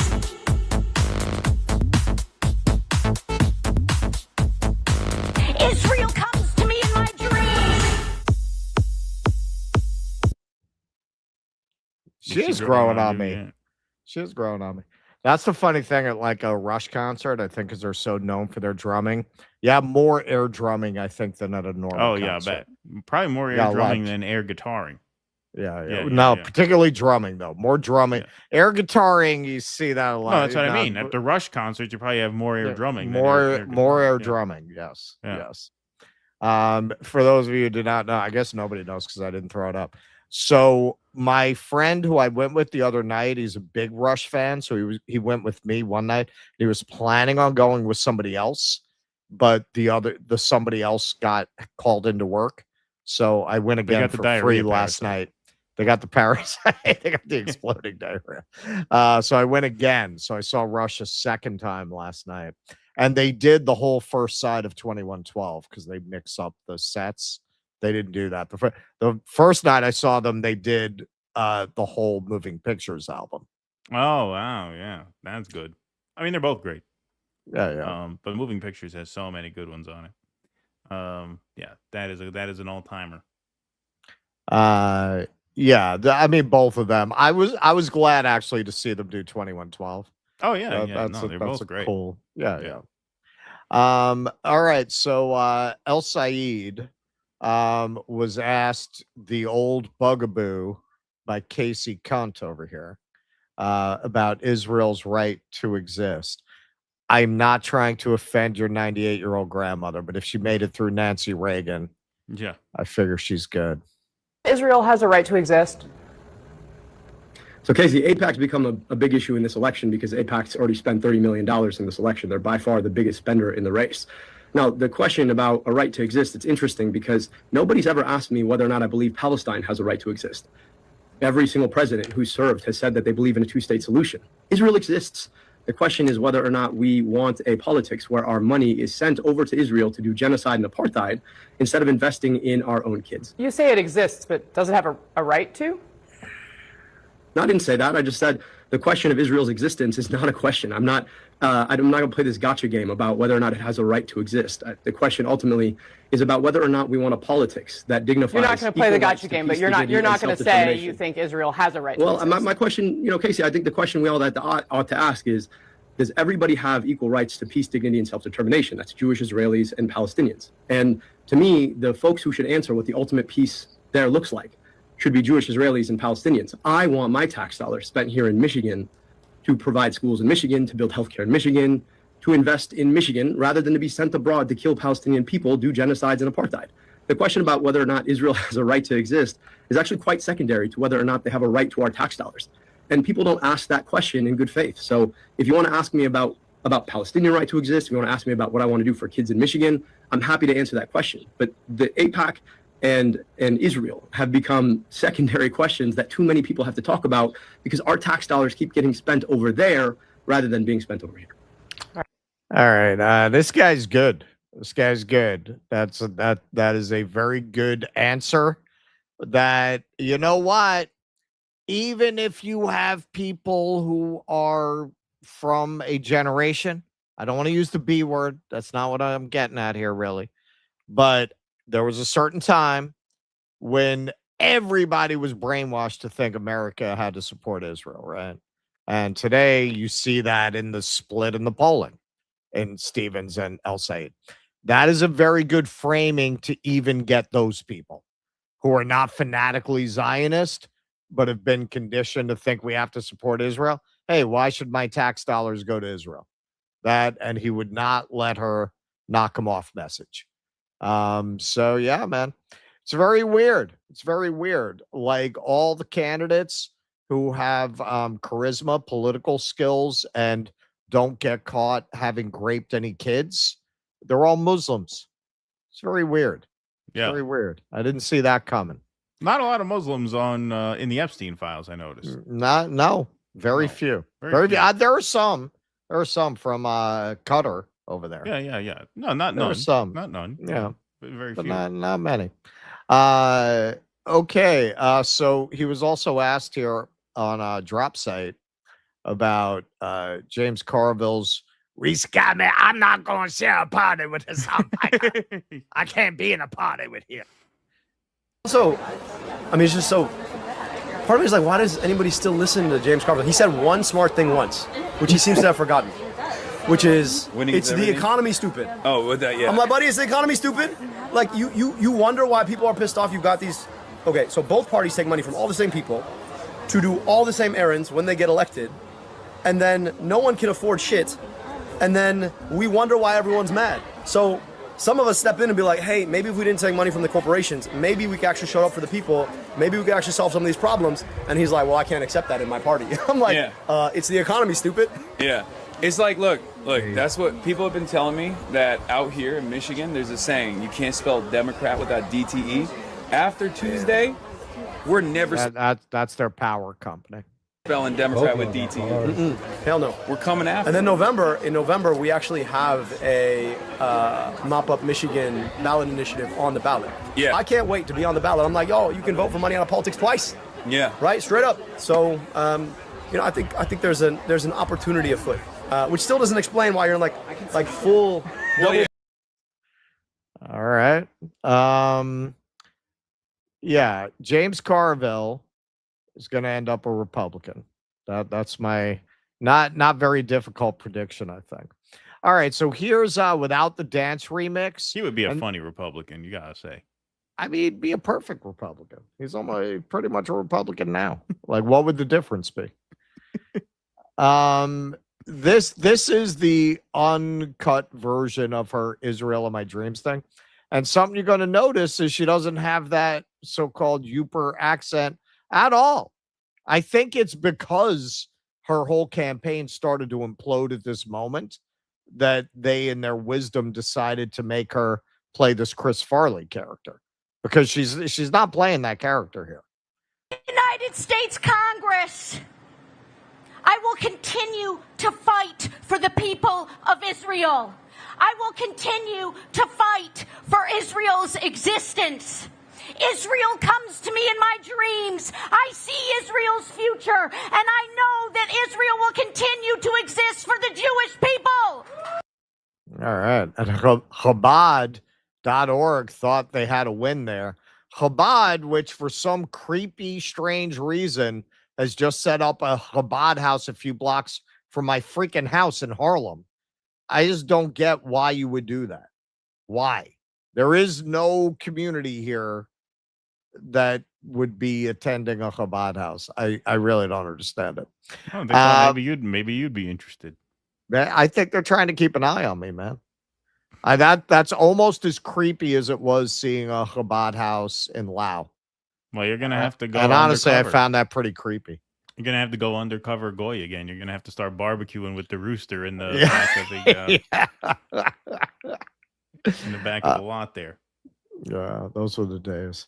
Okay, so look, I'm pretty sure this is a response to that. You can see this is character acting. You just saw that's how she actually presents within a month. Working on our behalf. I am going to be telling the stories on our behalf. And you better believe I'm going to be doing it with a little bit of joy, a little bit of enthusiasm, a little bit of energy, and a little bit of stick it to them. Because that's the Michigan way. It's a character. It's a character. She does not carry herself anything like that until some consultant told her to do that. Like, really, this is something they sat down and brainstormed. Look, this Israel quote is terrible. Your only angle is to present yourself as fighting coastal elites. And so have you ever seen Chris Farley's Van Down by the River bit? Can you do that? Can you? Yeah. That's what she did. But yeah, man, she just keeps stepping in it to the point that even CBS challenged her on dark money. And dark money in politics. But you're the beneficiary. Well, and certainly so is Mike Rogers, right? He's got a $45 million PAC waiting for him. So yeah, he asks her about dark money rather than to deny getting dark money. She says, well, so does, yeah, Mike Rogers gets dark money too. This is from Gen X Girl, by the way. I want to end dark money in politics. But you're the beneficiary. Well, and certainly so is Mike Rogers, right? He's got a $45 million PAC waiting for him. All right. So, well, but the has dark money too. He has dark money too. By the way, this is the last time you're going to see this guy on CBS. So this was pretty funny. Crew went out and posed as Haley Stevens volunteers. Out here canvassing for Haley Stevens. Money in politics, money out your pocket, Medicare for none. All right, boys, let's hit these streets. Hi. Good. Are your utility bills too low? Hey, sir. We were wondering if you wanted to hear this noise in your neighborhood. Hi. Hi, we're canvassers for Haley Stevens. Hi. You're voting for Haley Stevens. I guess we're just trying to get the word out. Like, we're trying to get more money into politics, money out of your pocket, raise utility bill prices. This is our campaign literature. Raise utility bill prices? Yeah, we're gonna build a data center In the neighborhood. Are you in favor? Yeah. It's the sound of progress. Vote for Haley. We're going to stick it to him. All right. We're going to try and convince another person to change their minds. This is exciting. We have a few days left. We're here with the Haley Stevens campaign. We saw the Abdul sign. Do you think your energy bills are too low? Oh. They're not too low. I think we could have more flock cameras for everyone's safety, right? Yeah. I feel safer without him, actually. Oh, really? How fun does that sound? That doesn't sound too good. Probably data center right over there. Some of these houses go. This playground's probably good. We're gonna put a data center close by. Oh, yeah. We'll drown out the sound of the kids. Data centers with monkey bars or something like that? Yes, yes. Ooh, that's a good idea. That's a really good idea. We're We going to should bring that actually- up the chain, actually. We'll Thank bring you. that right back to Haley. Vote for Haley. Oh, Abdul. So, this is classic Abdul behavior. So very well done by these guys. Climate defiance. But this, you want to see a hostage video campaign ad. This may be the most squirmy, awkward, uncomfortable campaign ad I've ever seen in my life. Clyburn, you can just see in the screenshot. He looks like a hostage. They're both reading a really bad script off camera, and they're just deeply uncomfortable. Be here today to continue in my efforts to get Haley Stevens elected to the United States Senate. I developed a tremendous amount of respect for her ability, but not only that, because of her compassion. She understands what it takes to make all those things that are great about this great country accessible and affordable for all of its citizens. I know if she is the nominee, we will keep this seat. Well, friends, we got an election coming up on August 4th. And how incredible. Okay, now watch this. Watch this. She doesn't do the character at first, and then she remembers. Watch. Well, friends, we got an election coming up on August 4th. And how incredibly humbling and inspiring to have my friend, my Democratic leader, Jim Clyburn, here in Detroit, in the Motor City. There she goes. You know, the There she heartbeat goes. of automotive Motor country. City. Jim, I can't thank you enough. I'm not going to let you down. Let's get on the No, boat. you won't. Yeah, we'll see about that. I told them I- they should have picked the redheaded bitch. I don't know why I got stuck doing this with you. I've been in this business a long time, and every time you got some fat old cracker, or you got a nice alabaster white woman, you go for the redhead. Yeah, no, it's amazing because she comes in with her real voice, and then she I know changes. if she is the nominee, we will keep this seat. Well, friends, we got an election coming up on August 4th. And how incredibly humbling and inspiring to have my friend, my Democratic leader, Jim Clyburn, here in Detroit, in the Motor City, you know, the heartbeat of automotive country. Jim, I can't thank you enough. I'm not going to let you down. Let's get on the boat. No, you won't. Yeah, you're gonna go down like the Titanic, bitch. Sam Robinson. These trucks with pro Abdul El Sayed messages are driving around Midtown and downtown Detroit today, and you can see Abdul equals Michigan's future, Haley equals Israel's future. You decide. Crystal Ball responded to this exact same messaging will work against Mike Rogers in the general. See, that's what I think. That's why I'm with CoolBlue. Because I think people are so sick of that shit, and he's smooth. He's good. You can every clip I've seen of him, he's like Mom Donnie's. Boom. I've never seen him get rocked back on his heels. Zaid Jelani. If Saeed wins, you know Trump is going to call him handsome at some point. Victoria's brown men bring out his bisexual side. It's true. It's true. I've noticed that. He's very tall. He's very tall. He's very strong. Yeah. Rihanna here Got was broad shoulders. I noticed. He's very broad shoulders. He's very tall. The relative lack of attention to Representative Cori Bush's race is interesting. I met up with a friend from St. Louis last weekend in Chicago, and she told me her black family is getting absolutely inundated with flyers and ads for Bell, and it's difficult for her to break through and make the case for Cori, even to her own kin. Would love to hear from organizers on the ground about what happened, whichever way it goes. So Bree was kind of sounding the alarms that, hey, this campaign's not out there. Like, they have no literature. People are not hearing about the campaign. We didn't hear about it. We're in this business, man. I didn't even know she was running, honestly. Yeah, I knew she was running, but I didn't know that today was the primary until, like yesterday. Yeah, there was just not a lot of attention paid to it. Okay, so what I got left is Kshama. So what do you want to do? You want to check in or? Let's do some chats. And then we'll do a Kshama update, and then we'll do our boy George, and then we'll see where we're at with this Michigan. Michigan. I knew that's where you were going to go. Exactly. It's how long we're working together, man. Yep. Well, we're really grasping, really reaching.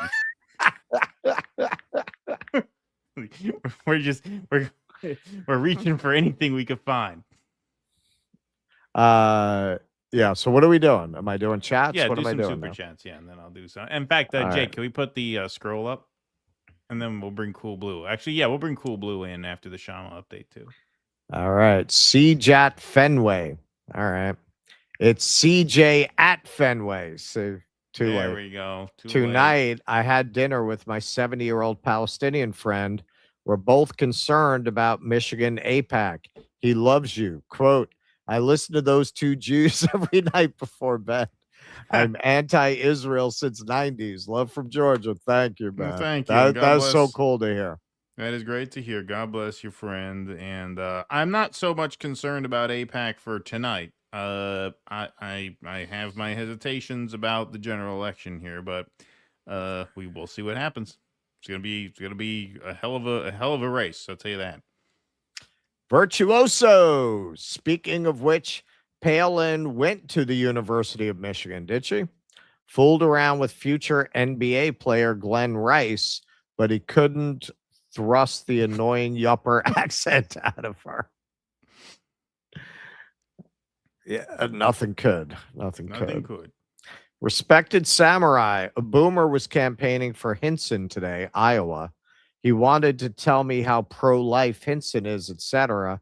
I asked him if his tax dollars kill children. Is he still pro-life? He just turned around and left. They don't like those kinds of questions. Now, Hinson is that the Republican Senate candidate for Iowa? And then there's the guy. I mean, it must be if he's not pro-life. Brad Gilbert, what Israel's existence have to do with Michigan? Well, you could say that all over the country where they pull that shit on people.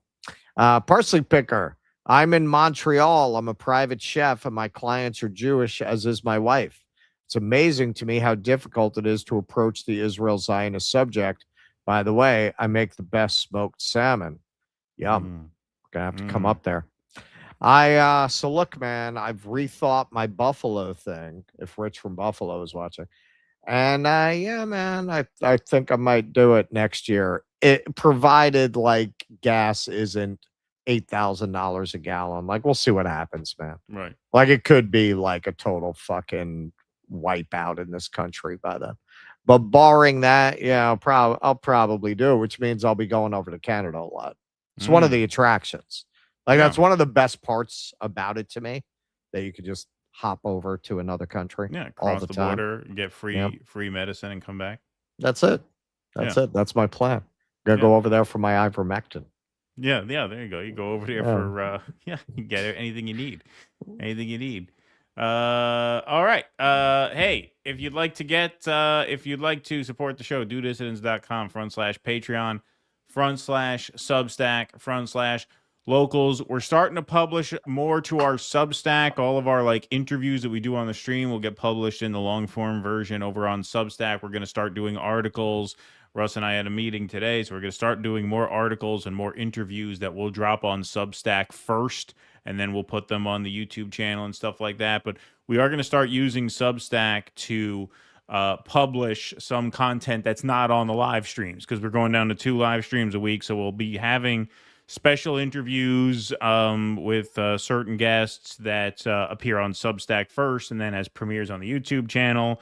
I'm really looking forward to doing an interview next week, actually, I can announce, with Mark Mitchell, who runs the Honest Polling Company now. He used to work for Rasmussen Polls, and he was a sort of, I don't know if he called himself this, but he was labeled a sort of MAGA pollster for years. And then he became disillusioned with the MAGA movement over Iran and Epstein and all that stuff. And so he went and he opened his own shop. But we're going to talk about the biases in polling, how these biases happen, how certain outlets become more left-wing or right-wing. What is the point of having a biased polling outfit? Like, I thought the whole point of doing polls was to give accurate snapshots of where data stands. So that should be a fun interview. That's going to drop on Substack first. So if you'd like to join the Substack, if you can be a paid member, that is super helpful. It's $5 a month or $50 for the year, which gets you 2 free months. But even if you don't join as a paid member, we're going to put a ton of free content up there where you'll see it first on Substack. So dudissidents.substack.com. So whether you join as a free or a paid member, please do sign up. Please do sign up. Everybody can sign up for free. And then if you can be a paid member, then you are extra special. But dudissidents.substack.com. We really want to start driving people there to join. That is also our newsletter where you get news alerts when we're going to be going live, which comes in handy on nights like this where it's not a regularly scheduled stream. So dudissidents.substack.com. Please do head on over there and sign up. All right. What we got going on over here? I got some Rumble rants here. I like this one. Israel comes on me in my dreams. Fucking, this is such a juvenile show. Yeah, it's a really stupid show. You know, it really is. It's just a stupid show. It's a really, but hey, it's fun. It's fun. Being stupid is fun. It's a lot more fun than being smart. RFK, it really is. More juvenile stuff here. Speaking of throat going, have a normal voice if I didn't incinerate my throat, felching that Indian broad. I said, I sound like I've smoked a pack a day for years. Should have used the Mark Levin voice. That's right. Thank you, Raven Lass. Romero Scar, you guys should make T-shirts with the "They Hate Our Beef" thing. My daughter and I say it all the time. Yeah, we got to do more merch. That's another thing we have to do. We need to revamp our merch store. Oh yeah, that's true. That's true. You know, there's a saying in the podcast business: the more T-shirts you sell, the less you have to work. Yeah. Basically, the end goal is to just sell clothes. Well, we're all in the schmata business at the end of the day. W.C. Field said that, right? Yeah. At the end of the day, all roads lead here. That's it. Oh yeah. Speaking of that, we're at 742 in the like column. And rule of forward progress, we're up over 2,000 in the YouTube chat. There we go. All right. We got over here Noah Goop. Mohammed bin Salman was in the Epstein files, but I think he is I love a bitch guy. Good one. Good one. She looks and sounds like a retarded Chris Farley. Yeah, I pulled a Chris Farley clip for Twitter. That was a funny bit. Black Sheep. Black Sheep was a great movie. That's underrated. People think that like Tommy Boy was way better. I don't think Tommy Boy was way better. I think people think Tommy Boy was way better because it came first. But I think Black Sheep is pretty damn strong too. Maybe it's just because I'm a politics nerd, so I liked that it was about a political campaign. But I always thought that movie was really funny. It's funny. Chris Farley is the ne'er-do-well, of course, black sheep of a family. His brother is running for governor, and basically, Farley is this liability that David Spade is hired to basically babysit while his brother runs for governor, so it doesn't ruin the campaign. And of course, hilarious hijinks ensue. I think it's a really fun film. And Farley was just what a force. That guy was a force of nature. No doubt about that. One of the funniest dudes of our time. What do we got here? Let's go to CoolBlue. CoolBlue, you want to turn your mic on? Let's do a little game break. Let's do our job for a change over here. But yeah, the votes are coming in. Yeah, votes are coming in very, very slowly here. I have a dog. I have a very nice dog. I just hope she doesn't start barking at me. That's all right. All right. I got babies. You got dogs. You all got noisemakers over here. The votes are really trickling in here. El Sayed 52, Stevens 45, 23%. And now Wayne County is back in El Sayed's column, but still just 3% of the vote in.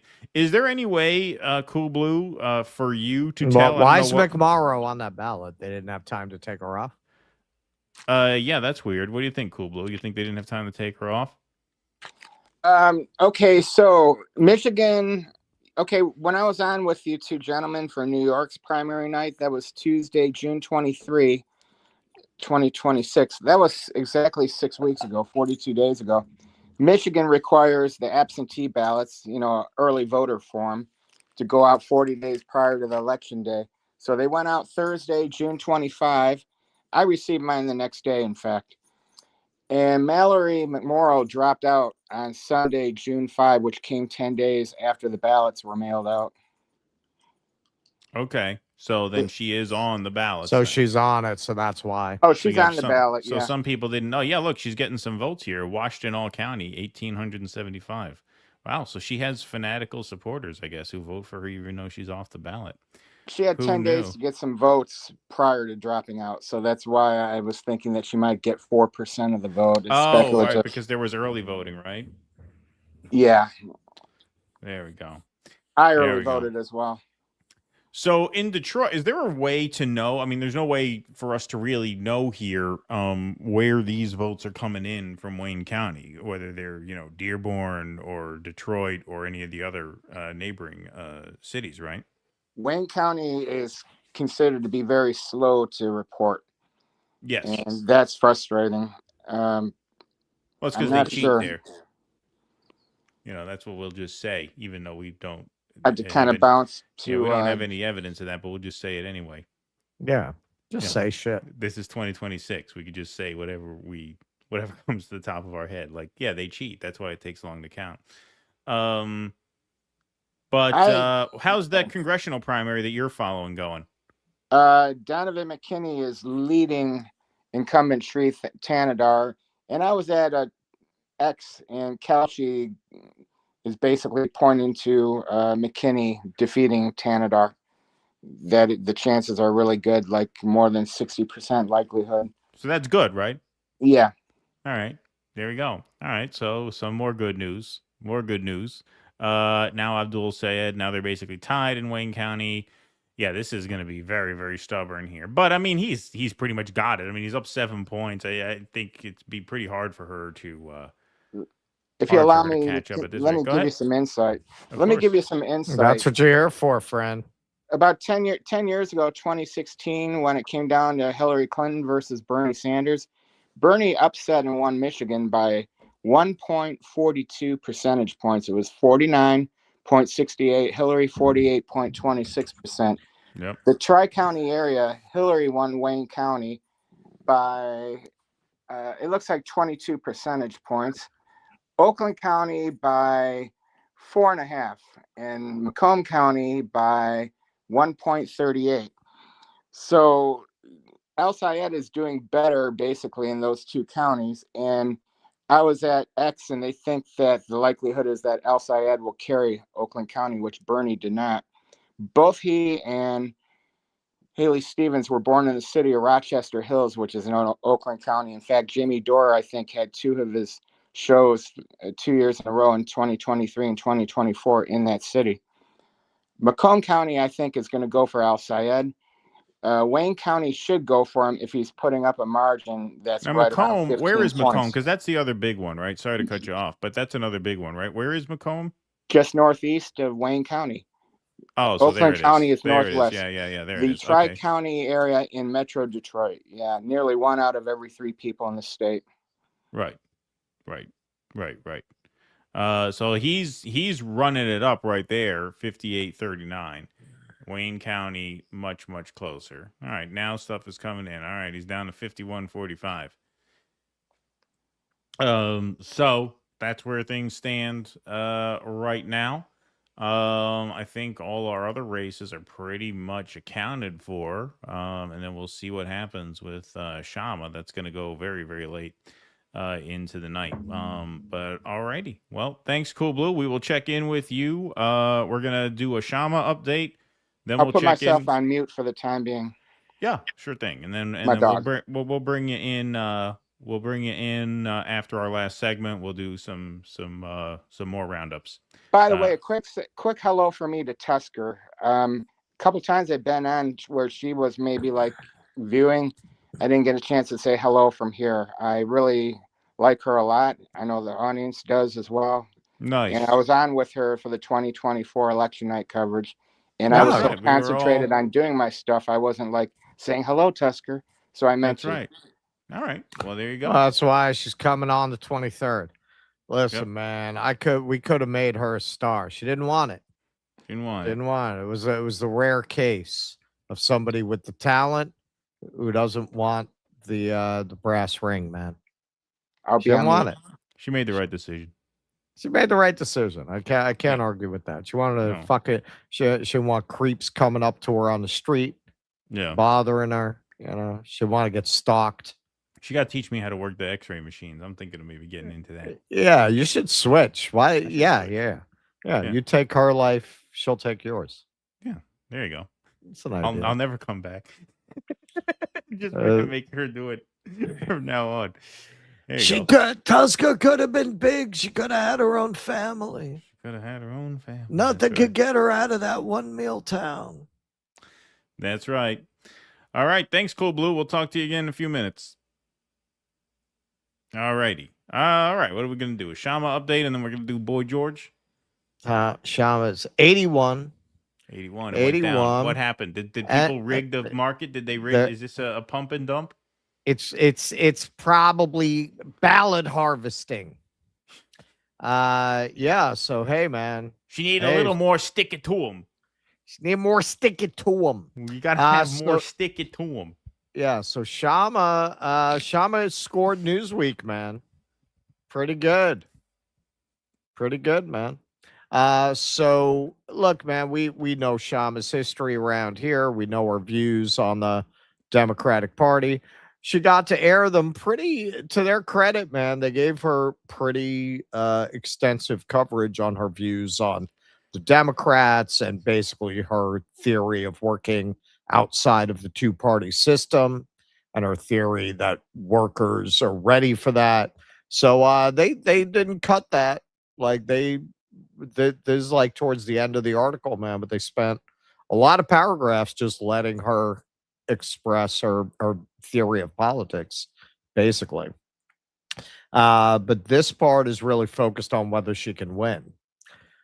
Sawant reiterated in her interview with Newsweek that she's managed to win all of her elections, including the 2021 recall. She attributes that success to the mass movement she was able to create in Seattle. At the same time, she recognizes the election ahead is difficult. Washington has a top 2 jungle primary system, meaning all the candidates from every party run against each other in one primary. The 2 who get the highest number of votes advance and face off head-to-head in the general election in November. Quote, I promise you that if we are in the November election, that will be the most electrifying race in the midterm election, she said. But in order to do that, we need to be one of the top 2 vote getters. I mean, yeah, can you imagine Kshama with a national platform? She's going to go ham on this motherfucker. I would not want to be Adam Smith. The district is considered safely Democratic, so a Republican is not expected to win. There is no public polling to provide a snapshot of where each individual candidate stands, but beyond Smith, Sawant is seen to have the best name recognition as well as a history of winning tough Seattle City Council races.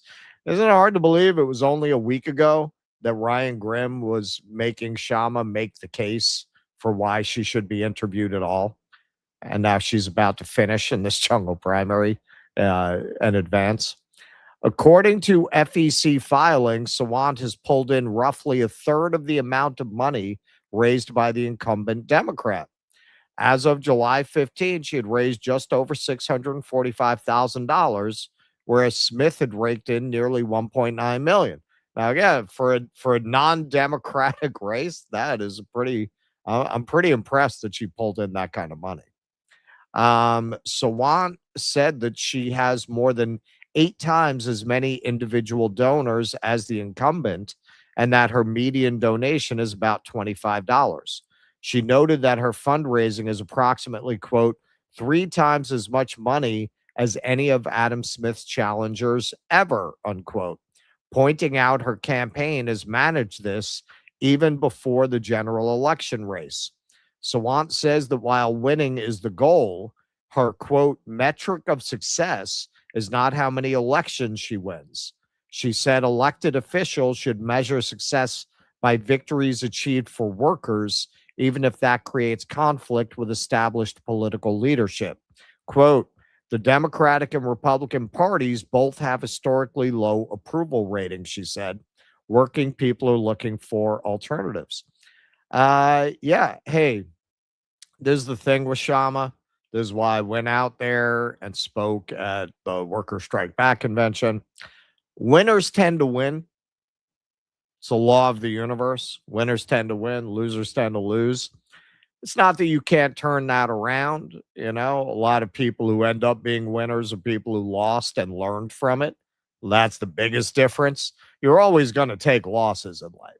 It's how you process loss. Like, how do you let that crush you, or do you learn from it and keep advancing? And if you see someone like Kshama who keeps winning, that's a winner. There's something about their personality. There's something about the way they process challenges that brings them to a place where they're able to strategize how to win. She tends to win, so it doesn't surprise me that she's finished second.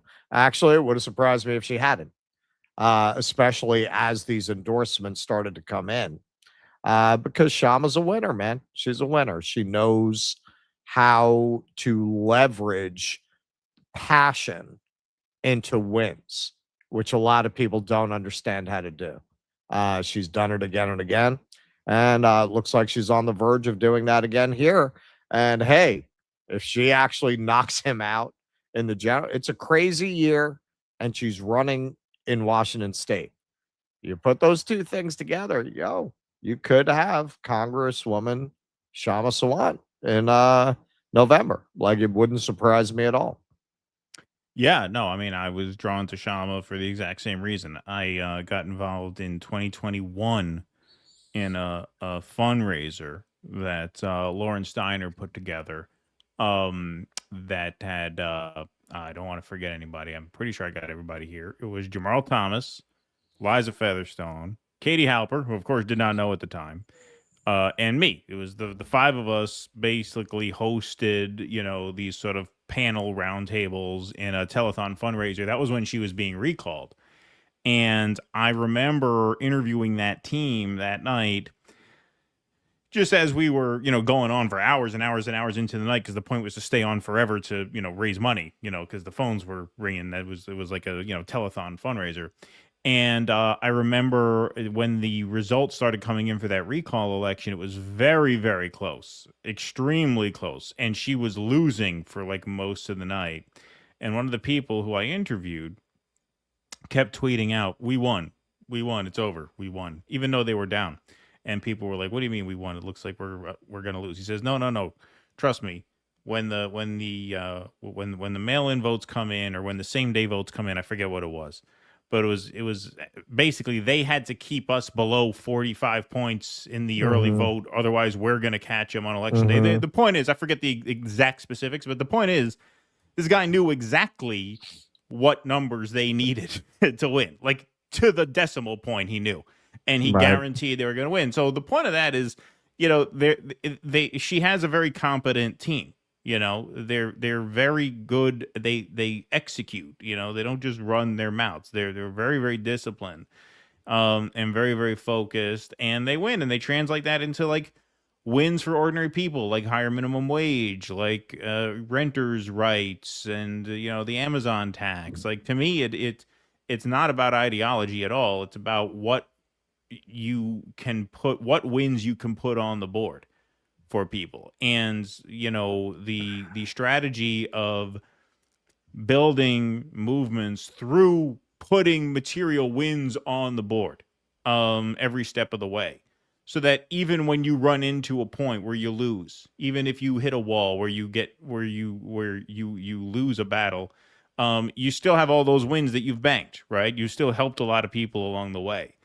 And so that's what I've always been very impressed by with Kshama. I've known of her for a very long time. I interviewed her very briefly on that telethon. I've since gotten to know her. I think she's a terrific person. I know she says it's funny because she signed on the other day before the interview just for a sound check while we were loading in the what was that crazy segment that we did the other day? The cooter game. The cooter. And she saw me load in the Trump AI. She saw you load in the Trump AI, show it.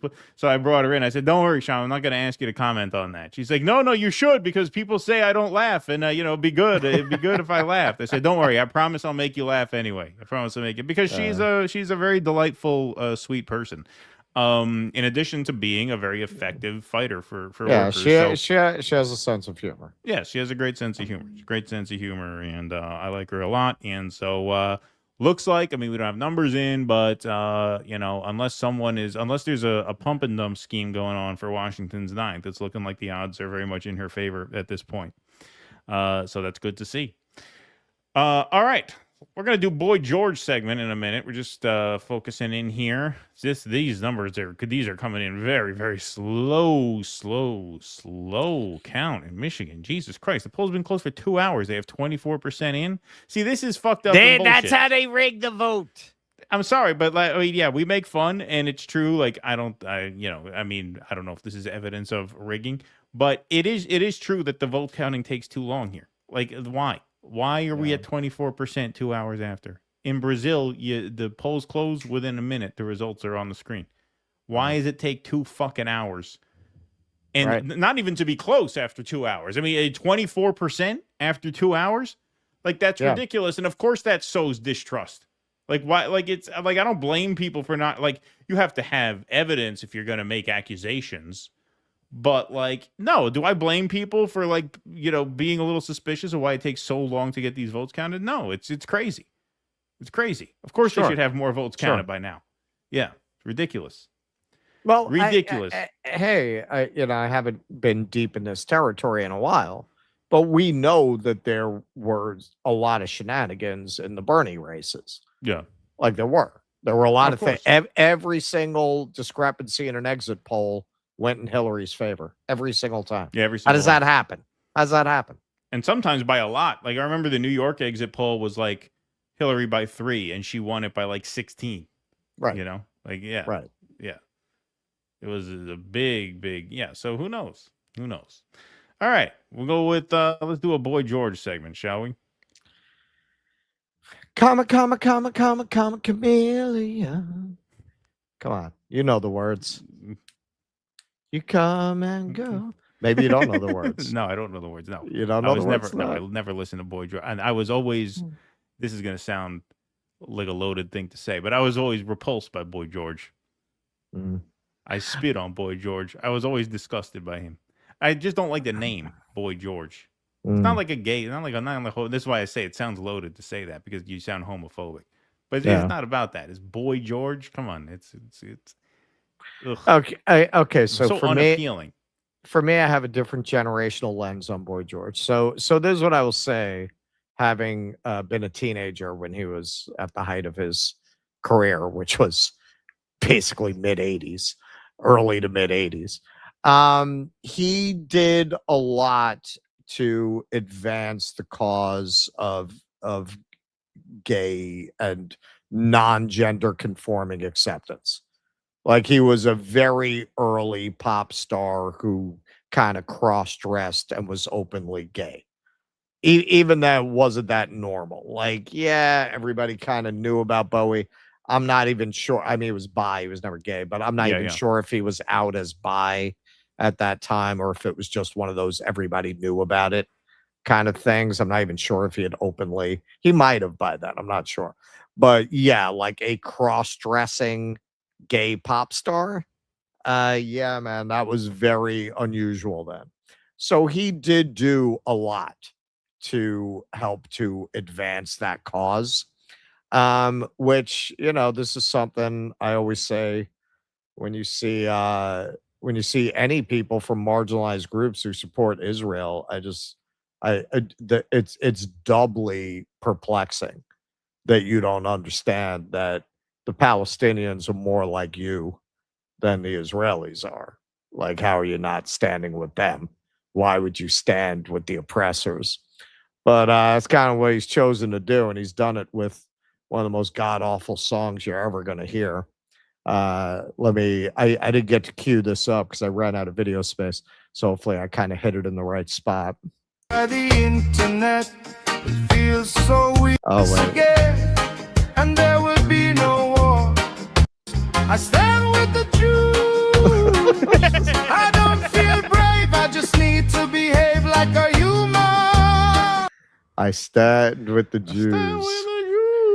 I stand with the Jews. Yes, yes. Okay, so let's take a look a little bit at these lyrics here. You say genocide, I say war. When you're attacked, that's what the army's for. Does it get ugly? You bet it does.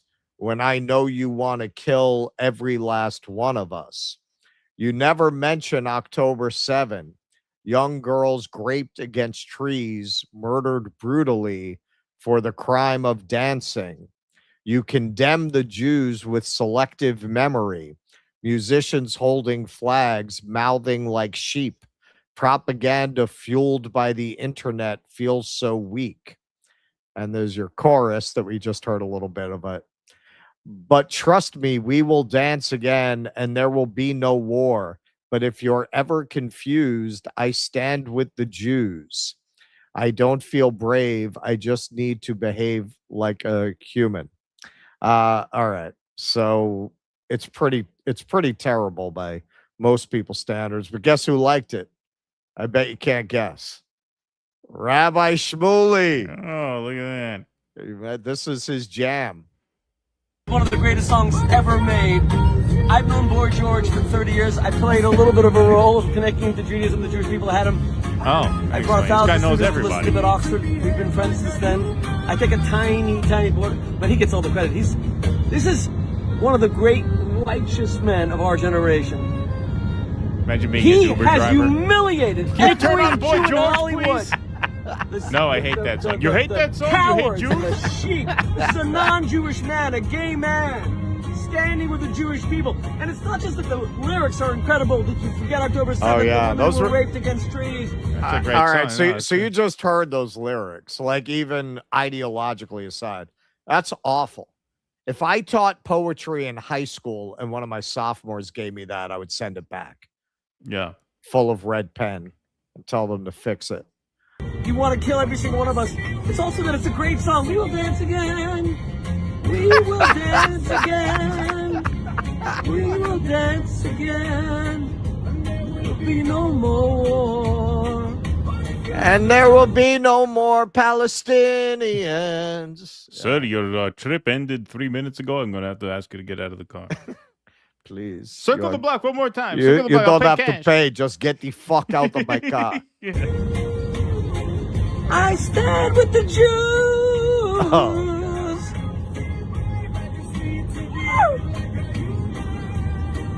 But not.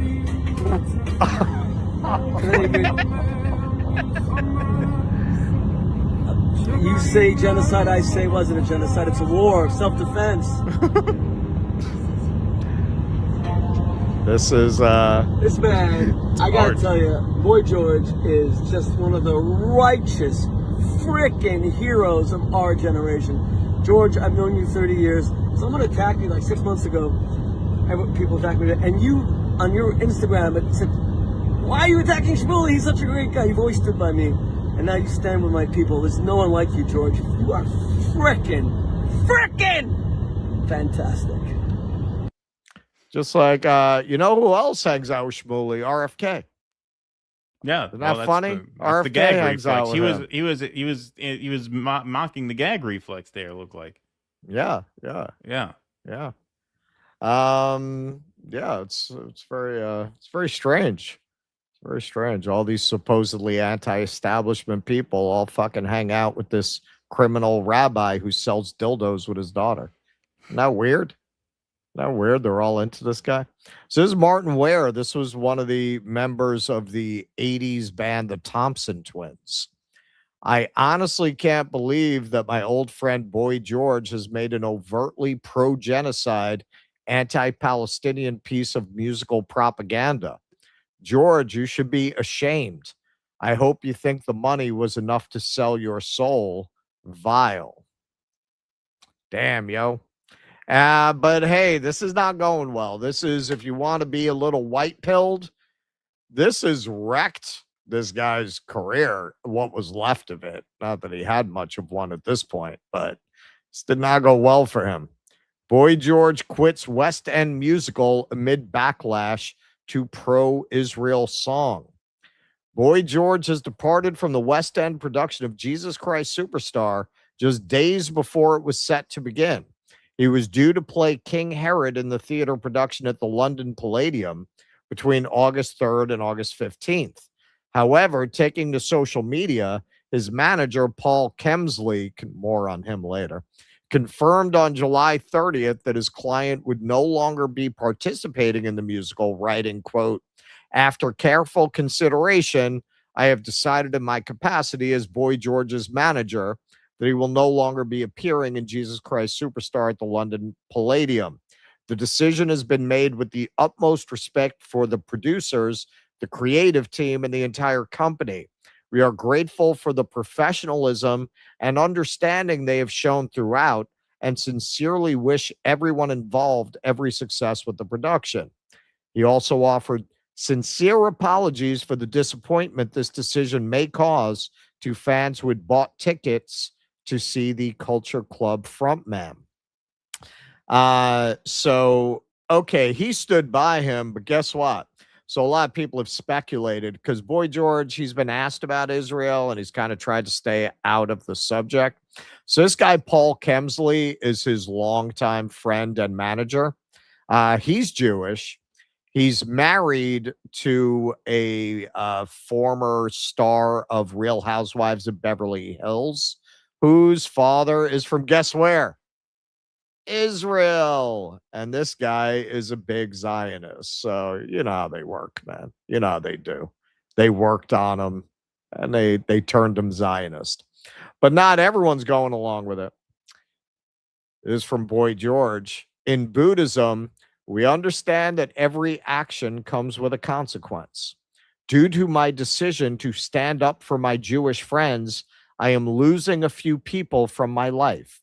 Today, I parted company with Tony Pontius, who has run my record label, BGP, for a number of years. I wanted to release We Will Dance Again, but he was unequivocal and said, I want nothing to do with this song. And I responded, okay, we are done.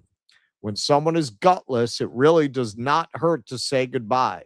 My faith in humanity will not diminish, and the truth will always win. I will release it. So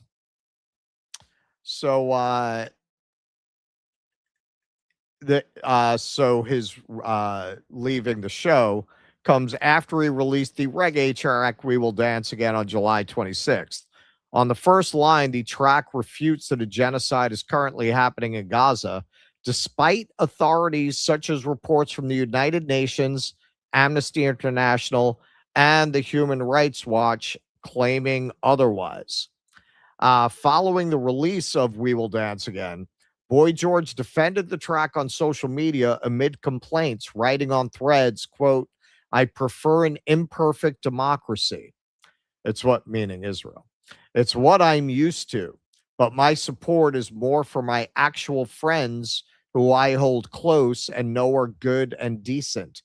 He also admitted to using AI on the track, writing, "The song was created using AI. I call it AI for good. Truthfully, I would struggle to write this with a human." Culture Club remains scheduled to headline a UK arena tour in December. So here he is, because he was asked about this.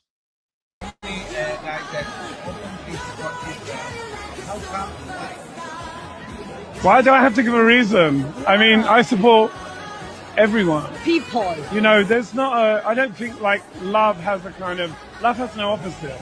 You know, for me personally, I have many Jewish friends since I was 15 years old. So for me, it's not a conversation I have to have. I don't feel like I need to explain myself to anyone.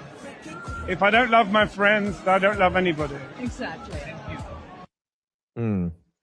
Well, here's Suzanne Harrington from, I believe the name of the paper is the Irish Examiner. "You have Jewish friends, is that it? Me too. My partner is London Jewish. My best friend of 40 years is Dublin Jewish. The people I march alongside on Free Palestine demonstrations carry banners emblazoned with words like Jews against genocide, Jews for peace. Lumping Jews and Israelis together as an indistinguishable mass seems a bit, I don't know, anti-Semitic. Quote, I just need to behave like a human, you sing, over backing music that could most charitably be described as reggae adjacent. If Bob Marley were not already dead, this would finish him off." Well said. Yeah, it's a pretty fucking awful song. And here are the criminal grifters here to support him. Gad Sad, I applaud you for your moral clarity. Winston Marshall, lucky boy Winston Marshall, I respect your courage. You know what I know is when I went to the Rush concert, I asked Keaton about this. Mumford and Sons is doing 3 nights next week, but I guess they kicked him out. I guess he's not. For being a right-wing grifter. I don't know why or how, but I don't think he's with the band anymore. I don't think so. Yeah, but it is kind of surprising I'm surprised they could do 3 nights at the Garden. Yeah, they have enough of a fan base to do 3 nights at the Garden. Mumford and Sons. They were big a while back, but yeah, a while back. Yeah, a while back when that was in. As the Cumtown guys, there was a time when like Civil War music was in. That's what they say. Basically, right? Like just stomping on the ground rather than drumming, like a one-night stand. Yeah, 3 nights. Like Rush did 4 nights. Mumford and Sons doing 3 nights. Around 50 years. Yeah, exactly. Yeah, I don't get it. Eve Barlow. This morning, Boy George has been banned from Bandcamp, where his song "Fighting Jew Hatred" was available for download. So she thinks this is anti-Semitism. But apparently they rejected it for being AI composed. So here's Boy George. So update on the Bandcamp saga. When you upload a track and it has to be a WAV and it rejects MP3s, yet it allowed me to upload my track and it stayed there for over 24 hours, which mean the haters alerted them or they did not like the message. It has absolutely no way of telling whether something is AI.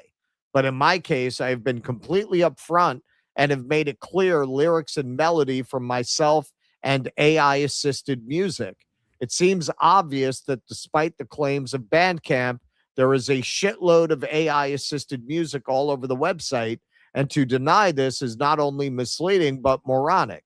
It appears they have bowed to the pressure of anti-Semites because the system, just like any digital platform, cannot tell if something is AI. Well, hang on, man, because I went through a lot of the articles on this. Yeah, you admitted up front it was AI. So there's no fucking mystery to how they would know that the song was AI. You literally said it was AI from the time it was released. Mystery solved of how they would know that it was AI. Or maybe the problem is internal, but I don't buy the no AI policy because Bandcamp has it in droves. Leave the creative process to the artists, even if you don't agree with it. Sometimes the message is greater than the rules, and we sold a ton. Some people paying £1,000 and many dropping £100. They got that big Hasbro budget, right? $1 billion. Hopefully that money will be refunded in full to those of you who paid and could not download after they shut a bitch down. I live for this total grassroots moment. Rock and fucking reggae roll. Oh, yeah. You're really challenging power with your pro-Zionist rant. Yeah. With your AI pro-Zionist piece of dreck. Unfortunately, your song violates our community guidelines against sucking. As it pertains to goy slop. Yes, we Goy have slop. Goy slop rules here. Read the TOS, friend. Yeah. Syrian girl, go fuck yourself, freak. So for anyone who doesn't know about this, Boy George was jailed, I think, for 15 months. Yeah, he was given 15 months for handcuffing and beating a male escort in a drug-fueled rage. This is from Zay Squirrel. You literally kidnapped someone, handcuffed them to a wall, beat them repeatedly, and sexually assaulted and raped them. You are the perfect ideal reflection of the genocidal Zionist PDF file Israeli death and grape cult, which is why they picked you and you gleefully accepted. Birds of a feather, baby. Max Blumenthal. Many are focusing on the fact Boy George was jailed for chaining a male escort to a wall and beating him with a metal rod, as Israeli soldiers often do to prisoners, and ignoring that this is a historically terrible song in a particularly Israeli white guy reggae way. It really is. The AI honed right in on that. And finally, Heidi Backram. The reason Boy George is getting so much hate is because he confronted the genocide lie directly.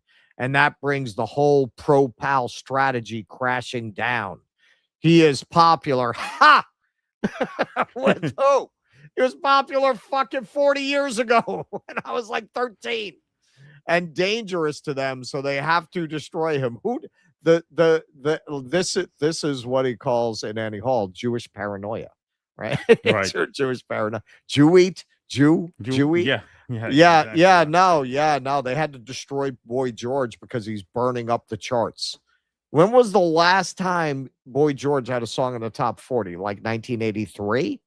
Like, what are you talking about? Like, he's once you've had a few hits, you can kind of eke out a living doing shit like that, like a stint in Jesus Christ Superstar here and there, because some people will remember your name. That's his career at this point. You do it for the money. I suspect it's the influence of that manager who gave that statement. Is supposedly they're friends and he's been his manager for like 30 years. Yeah, you know how it is with the Zionists, man. Like, I'm sure he got into his head. And at first, apparently, I read some articles on this. He didn't want to make a statement on Israel. And then all of a sudden, before you know it, boom, he's dropping this song. Is there money involved? Yeah, maybe. I mean, if you're Boy George, it's probably not raining dollars or shekels, as the case may be. So it might be some of that. He's saying he's getting £1,000 on Bandcamp, some of which may be coming from Israel. It would surprise me if it didn't. Certainly from fanatical Zionists, a little of that Gad Sad money, a little Winston Marshall money.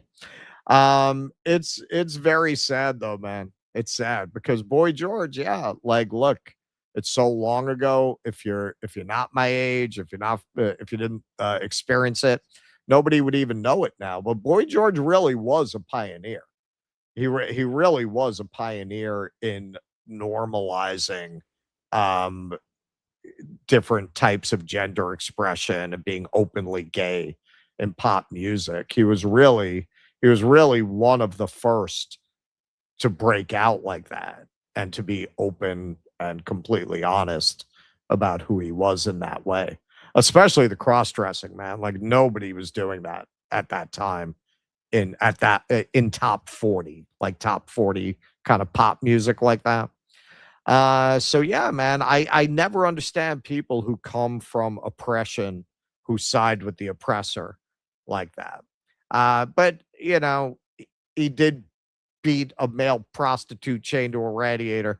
So I probably not the sharpest knife in the drawer to begin with. Like that's the impression I get. I get the impression he's just kind of a stupid guy who got talked into this by his manager / friend.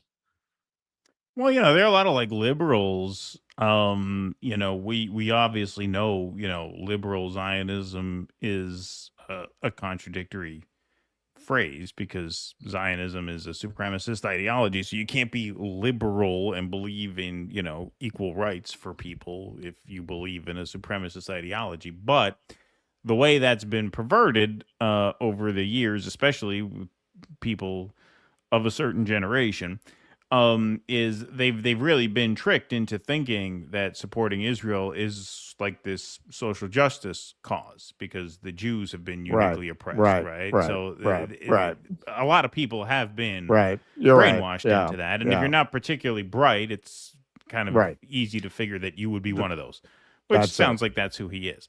But at this point, I mean, 3 years, like it'd be one thing if you released this in October of 2023.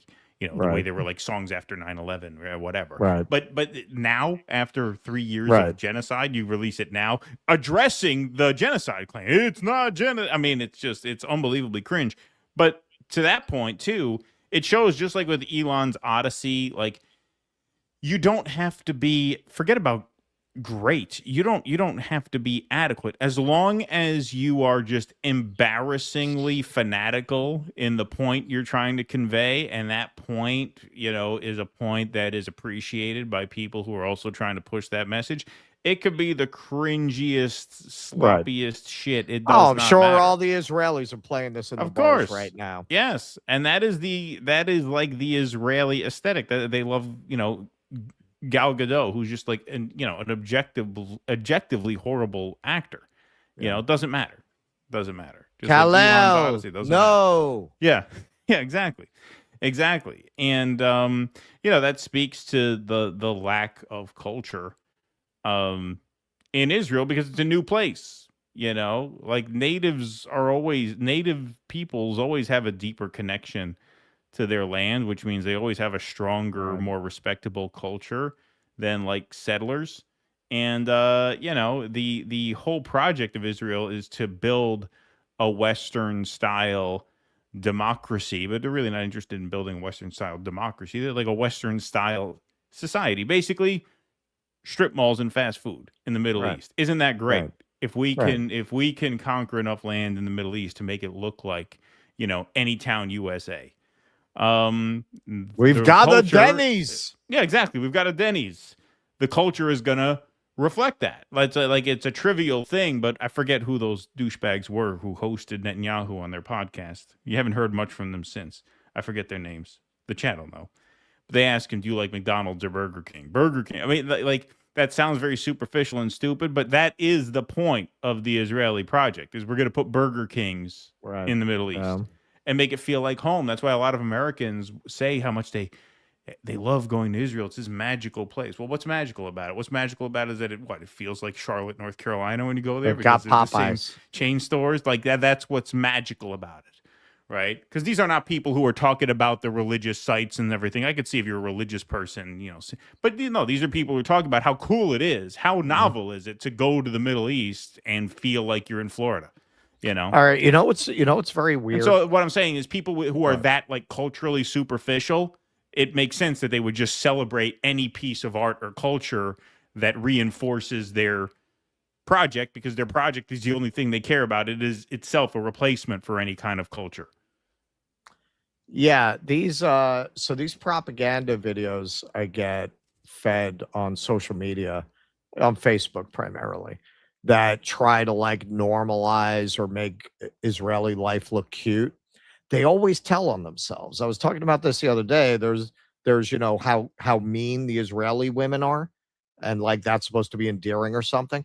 But then you also, I got fed one the other day of like an American Jewish girl who's like, you know, cute and blonde and Eastern European, right? You know, but supposed to be from the Middle East.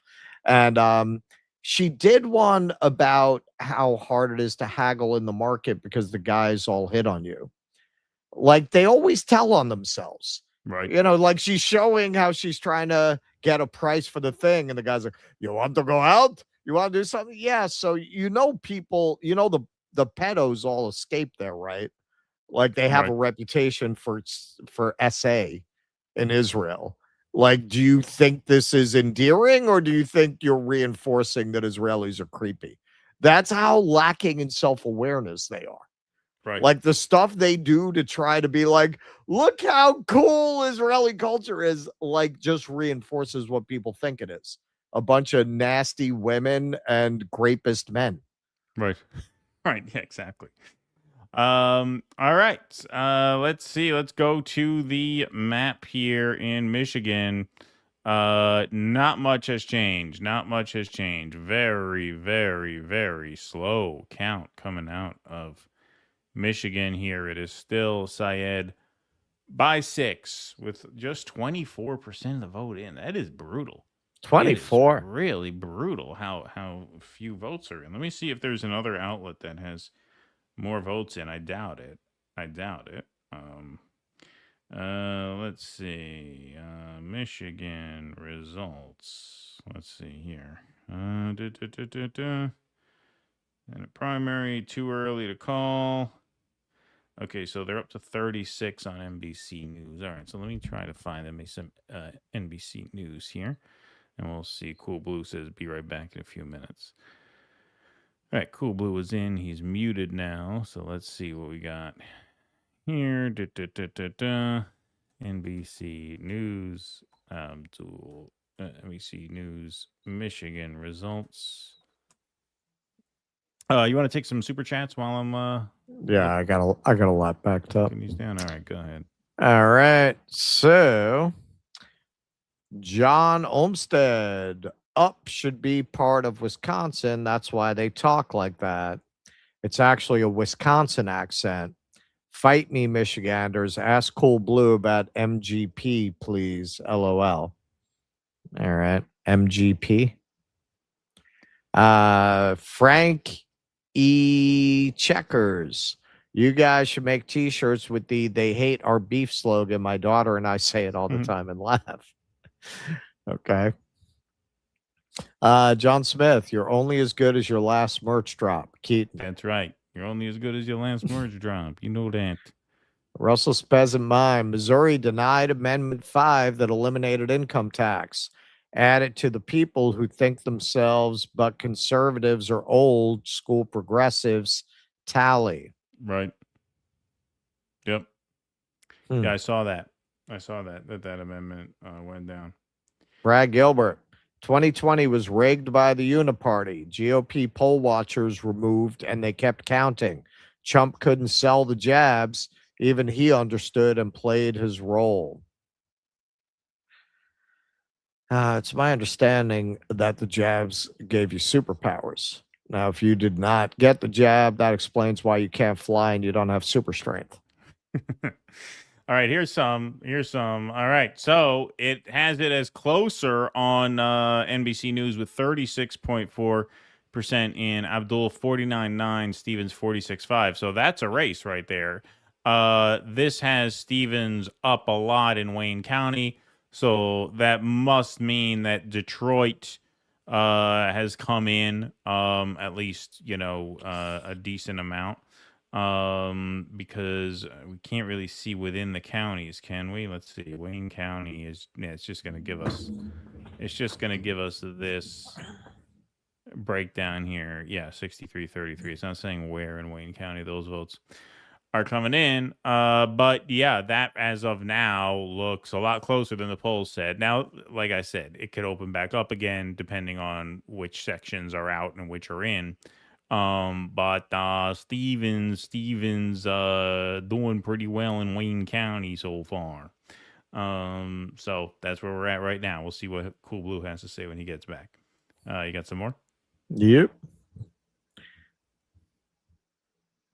Smitty from Brooklyn. I, for one, root for the baby seal clubber.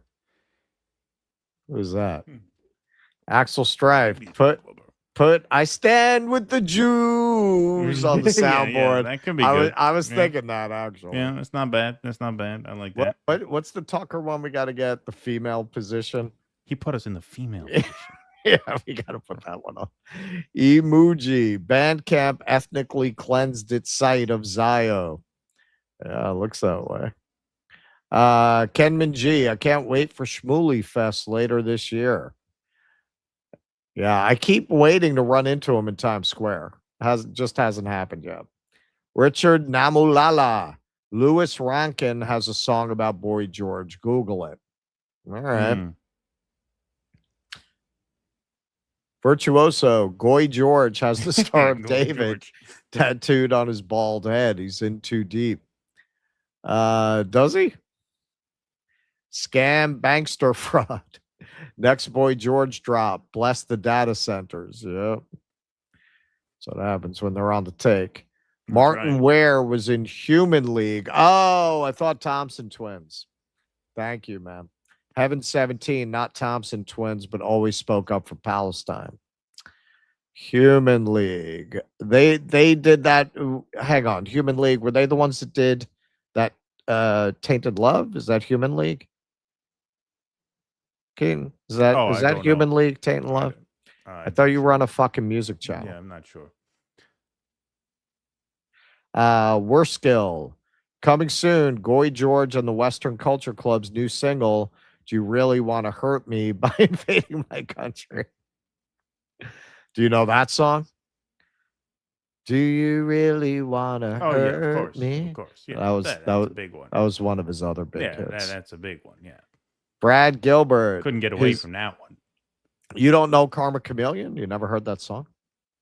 Not by Karma, name. Karma, Karma, I'm not Karma, Karma, sure. Chameleon. Yeah. I've heard it. Yeah, but I don't know the words. Brad Gilbert. His AI should have sampled your Jewish dance moves. Yeah, that would be funny. Parsley Picker. You ever had a beard on the show, Russ? Nah, man. By the time we started the show, because as a tour guide, I got in the habit of shaving. Because people they're scared of beards, man. You know, beards scare people. So I started to shave. Is that true? You think beards scare people? When I drove a horse and carriage, I had a beard. I had a beard for years because you're working outdoors. Like, you need the protection for your face. I felt like as a tour guide, it was better to be clean shaven. And also, I didn't need the protection. Like, literally, that's why you can grow hair on your face, is to protect your face in cold weather. When you're out there driving a horse, yeah, like, it makes a difference. You get hit with the wind all night that. Yeah, obviously, yeah. Yeah, so I used to wear a beard back then. It's been a long time though. All right. Let's go to some Rumble rants over here. Ugly Old Broad says stuff. Okay, Haley in the salmon jacket sounds a little like Western Michigan. She's watched too much SNL and has made herself a caricature. I'd rather move there under Syed. Freddie X. I saw somebody, maybe Max Blumenthal, explaining that Shabbat at its core is just a real estate investment group and they only staff up certain locations. Yeah, I heard something about that too. Was that his? That would make sense because I don't see why they would set up here. Yeah, I remember that. Kemen, sorry for the memory, but whatever happens, nothing was more depressing than the DNC at 2024 in Chicago. Was anti-revolution and a whimper. Vienticus Prime, yeah, I even got merch and I don't have a show. That's right. Where do you sell your merch? Keaton, been watching for a while. Just wanted to ask, where do you get your ideas from? My ideas for what? What do you mean, my ideas? You mean my opinions, or my ideas about what? Yeah, got to be a little more specific. Yeah, I don't know. McMorrow is so hot she burned herself onto the balcony permanently. Good one. Now, a goop, I hear APAC's last donation to Fetterman was a big cauldron to boil his hobbits. A good one. That song made a lot of Daryl Cooper fans. Yeah, exactly. Dildo Schmooly says Mr. Measy looking like a caveman's nutsack that grew teeth. Fuck that guy's a freak of nature. Yeah, he really is. He really is. Unique specimen. Furrows Queen says Eve Barlow is Amber Heard's best friend, so anything she says should be discounted automatically. Russell, you're improving my intelligence. I'm halfway through Atlas Shrugged. Love you guys. You're halfway through Atlas Shrugged. Wow. Well, that is a big read. If you're halfway through Atlas Shrugged, that means you could be like done with a lot of other books for all that reading you're putting into that. That is a big book. Noah Goop, the political divide in America is people who would rather vacation on a Disney cruise or go to Israel. Hitler loved four. German and Israeli fascism is based on U.S. out of the gate.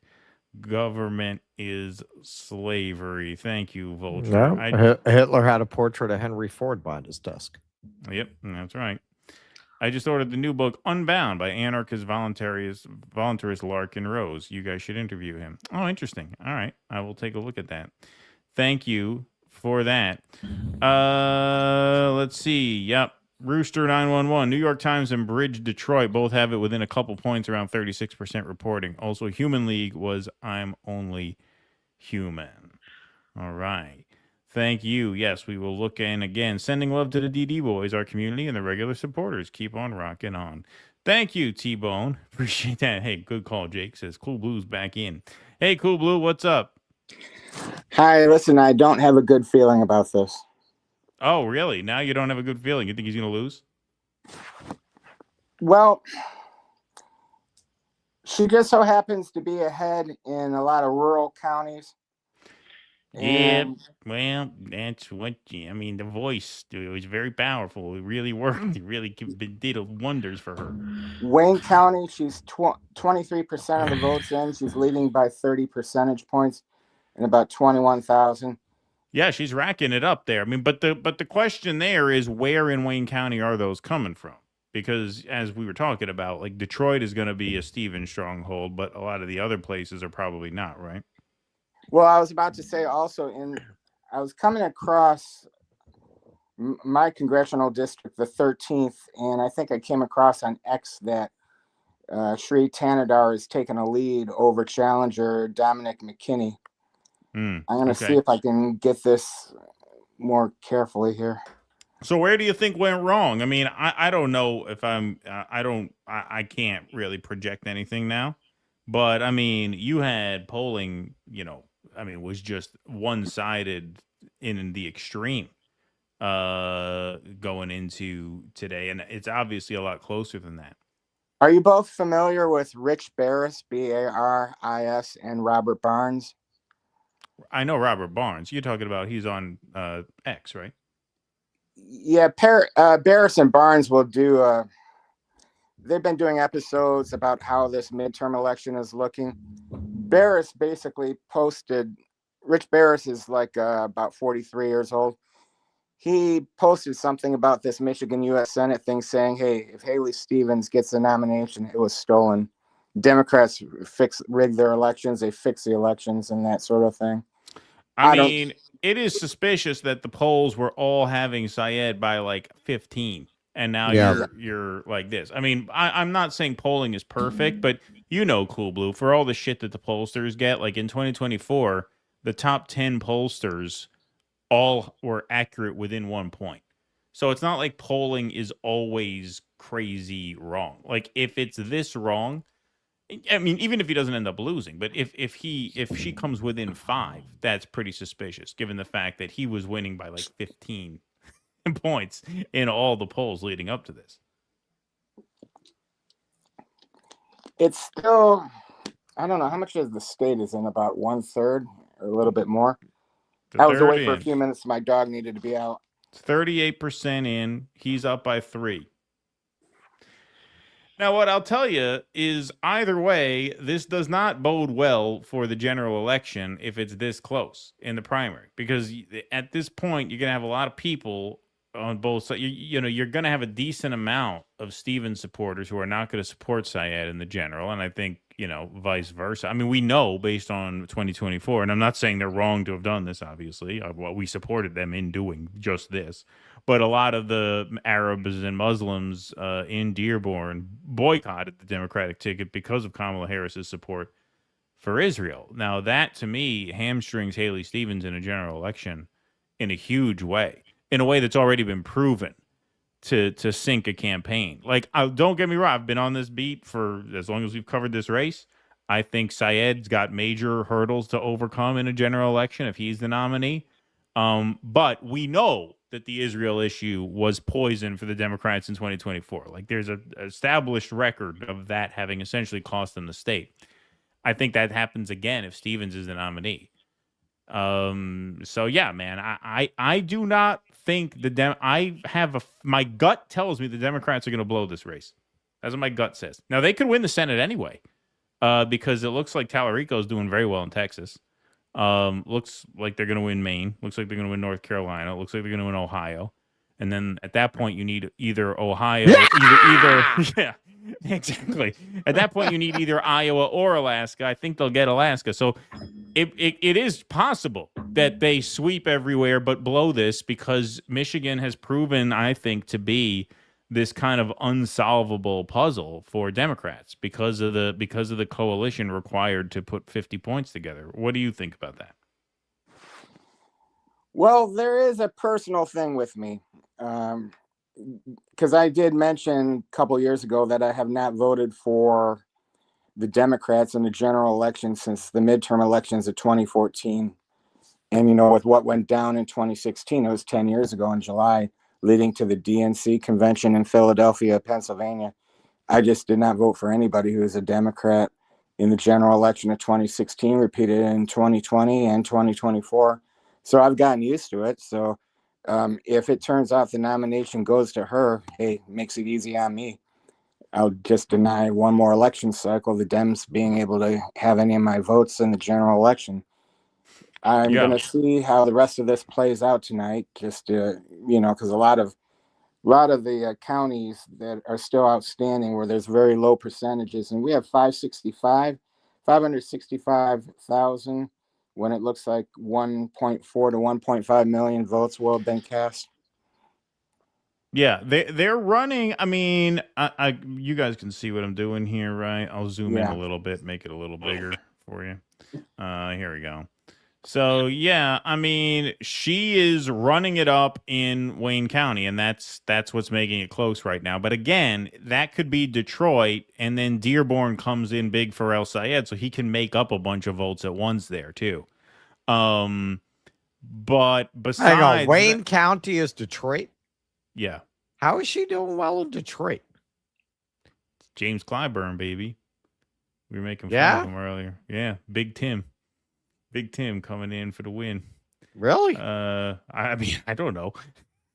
But maybe not him, but maybe that's indicative of something. I mean, CoolBlue, does fucking Clyburn have sway in Detroit? CoolBlue? Sorry, that was my dog barking. That's all right. I like dogs. Basically, I really don't know how this would get explained. Yeah, no, this would be a real head scratcher if she wins. Which again, let's see what the Kalshi odds are saying at this point. Russ, you got the Kalshi odds? You want to check the gambling? All right. That's how we divide labor here. I handle the data. Russ handles the speculation, the betting. What is Vegas saying? What does Don Jr. think? That's when we go to Kalshi. Hang on, there's Kalshi News. Where's the? What is the Tim Pool? I'm trying to get the live. Tim Pool audience feel about this?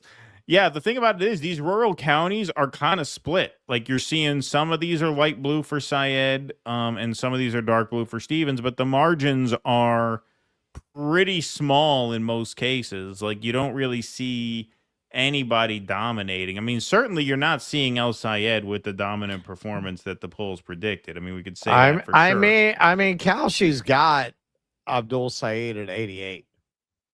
They still got him at 88. They got it at 88. I mean, look, that's the live. Haley Stevens at 13. I still think he looks decent to win. Don't sleep on McMorrow. She's a 0.1. She's a 0.1. Yeah. That's right. Yeah, I mean, look, I still think he's in decent shape to win. But you're obviously looking at a much closer race than everybody thought. To me, it all depends on Wayne County. It all depends on what we're actually seeing in Wayne County now. Because just to reiterate, in case anybody missed it, and CoolBlue, you know what, CoolBlue? Would you mind just explaining how Wayne County is divided? So about a third of Wayne County is Detroit proper, and then you got like 36%. Okay, Yeah. so yeah, go ahead. Go ahead. 36% is what I came across are the total number of citizens in Wayne County. They live in the city of Detroit. So the other 64% outside.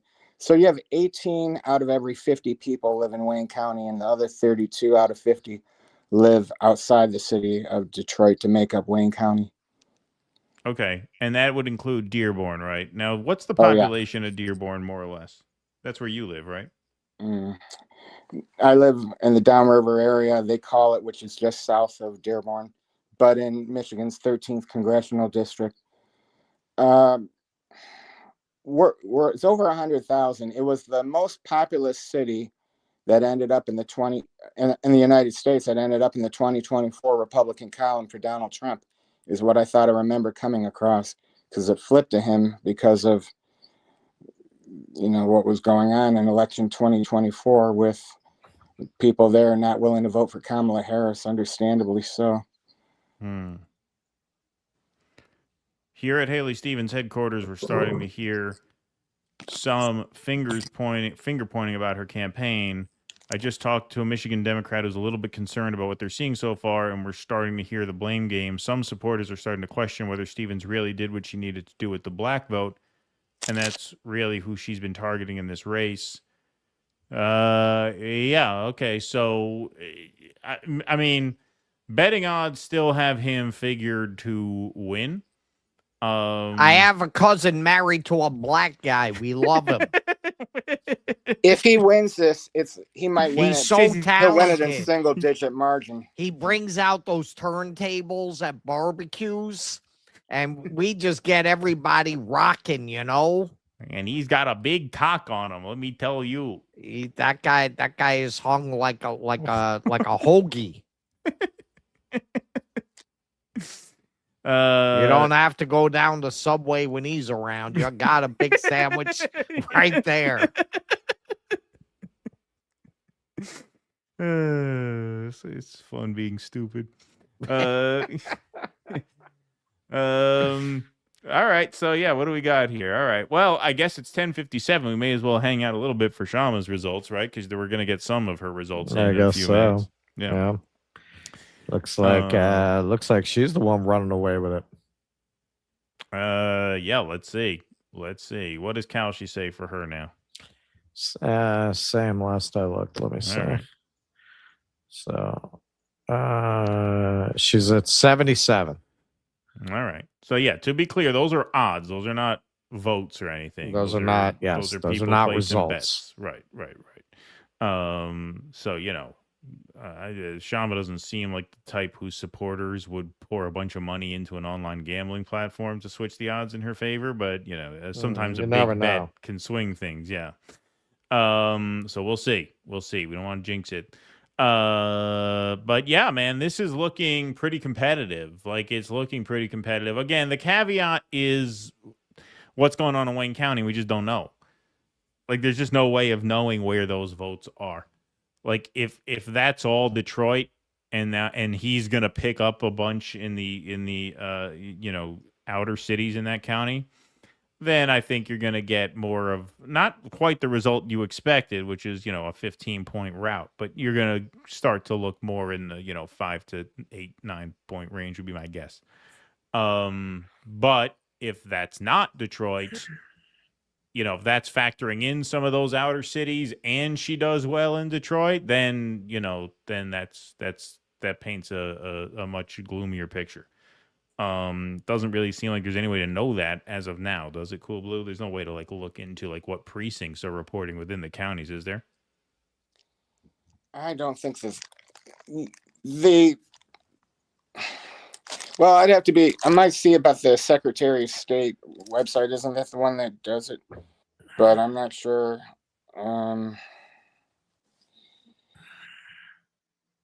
How well they're going to be reporting, keeping up to date. Well, yeah, that's the other problem is that it's pretty slow. So yeah, I mean that's what we're looking at for now. Russ, do you want to take some super chats while I get Kshama's results ready? All right. We should be getting some results in from Washington's 9th within a few minutes because polls are closed right now. It's 11 p.m. on the East Coast, which means it is 8 p.m. in Washington. Skulking Skunk, Russia's absolutely pounding Kyiv right now, and Kyiv is into it. Wow. Human League, yeah, that's right, dude. Don't you want me? You know that, right, kid? Don't you want me? Yeah. You know that song, right? Is Yes. that on your countdown? Did you include that Yeah, one on right, your countdown? Yeah, right, exactly. Yeah. Norkdo. I was 22 when Human League came out with fantastic pop song, Don't You Want Me, Baby, my fave dance song, 1982. Yeah, do me a favor. Before you drop that, let me put the correction in on text. I'll just put it in there that it's All right. Human League, not Thompson Twins. Race car. Man, guys, just got off work. You're burning the midnight oil tonight. Even with a stream cut, we're the hardest working man in show business. We only cut the stream so we could do more work. Right. Just different work. Well, we were feel is expecting more productive. We were expecting it to be a landslide win for El Sayed, which means we figured we'd be out of here by 9:30, 10 o'clock. Yeah, exactly. But, fucking Democrats. Never works. The fucking Democrats. That's the problem. You just can't. Motherfuckers. Yeah, I mean, it's just like, what a disaster. How How could you vote for that woman? How could you fucking go, we got to go a little bit of stick it to him. Oh, whoa, wee. Like, what are you, a moron? Well, sometimes there are upsets. The 69 Jets, 18-point underdogs, and win the Super Bowl. What about the 69 Mets, motherfucker? That's right. Also, D's rigged the ship before the election, not during or after. There is going to be a lot of very valid speculation if she fucking wins this. Yep. I mean, she had a horrible debate performance, and she was down by 15. Where the fuck you come out of nowhere and win? Oh, yeah. I mean, if she wins, I would assume it's rigged. Yeah. Pete, that said, it wouldn't shock me if every single election ever was found to be rigged. Brad Gilbert, Wayne is where GOP poll watchers were moved in 2020. Okay, so we have a little bit of information now from the New York Times. It says Dr. Abdul El Sayed's margin narrowed significantly about 20 minutes ago after Detroit released a batch of more than 40,000 absentee votes that heavily favored Haley Stevens. Much of the city's Election Day vote has yet to be reported, though, and El Sayed has fared far better in person in other jurisdictions. Okay, all right. So you take the absentee votes how you will. Of course, there's going to be speculation about that. But what this guy's saying is there was just a big basket of absentee votes in Detroit that came out, and that there's still a lot of outstanding in-person vote to be counted, which will favor El Sayed. So that could explain why the odds have not moved that much, why he's still favored to win. Yeah, he's at 85. Yeah. Sean is still at 81.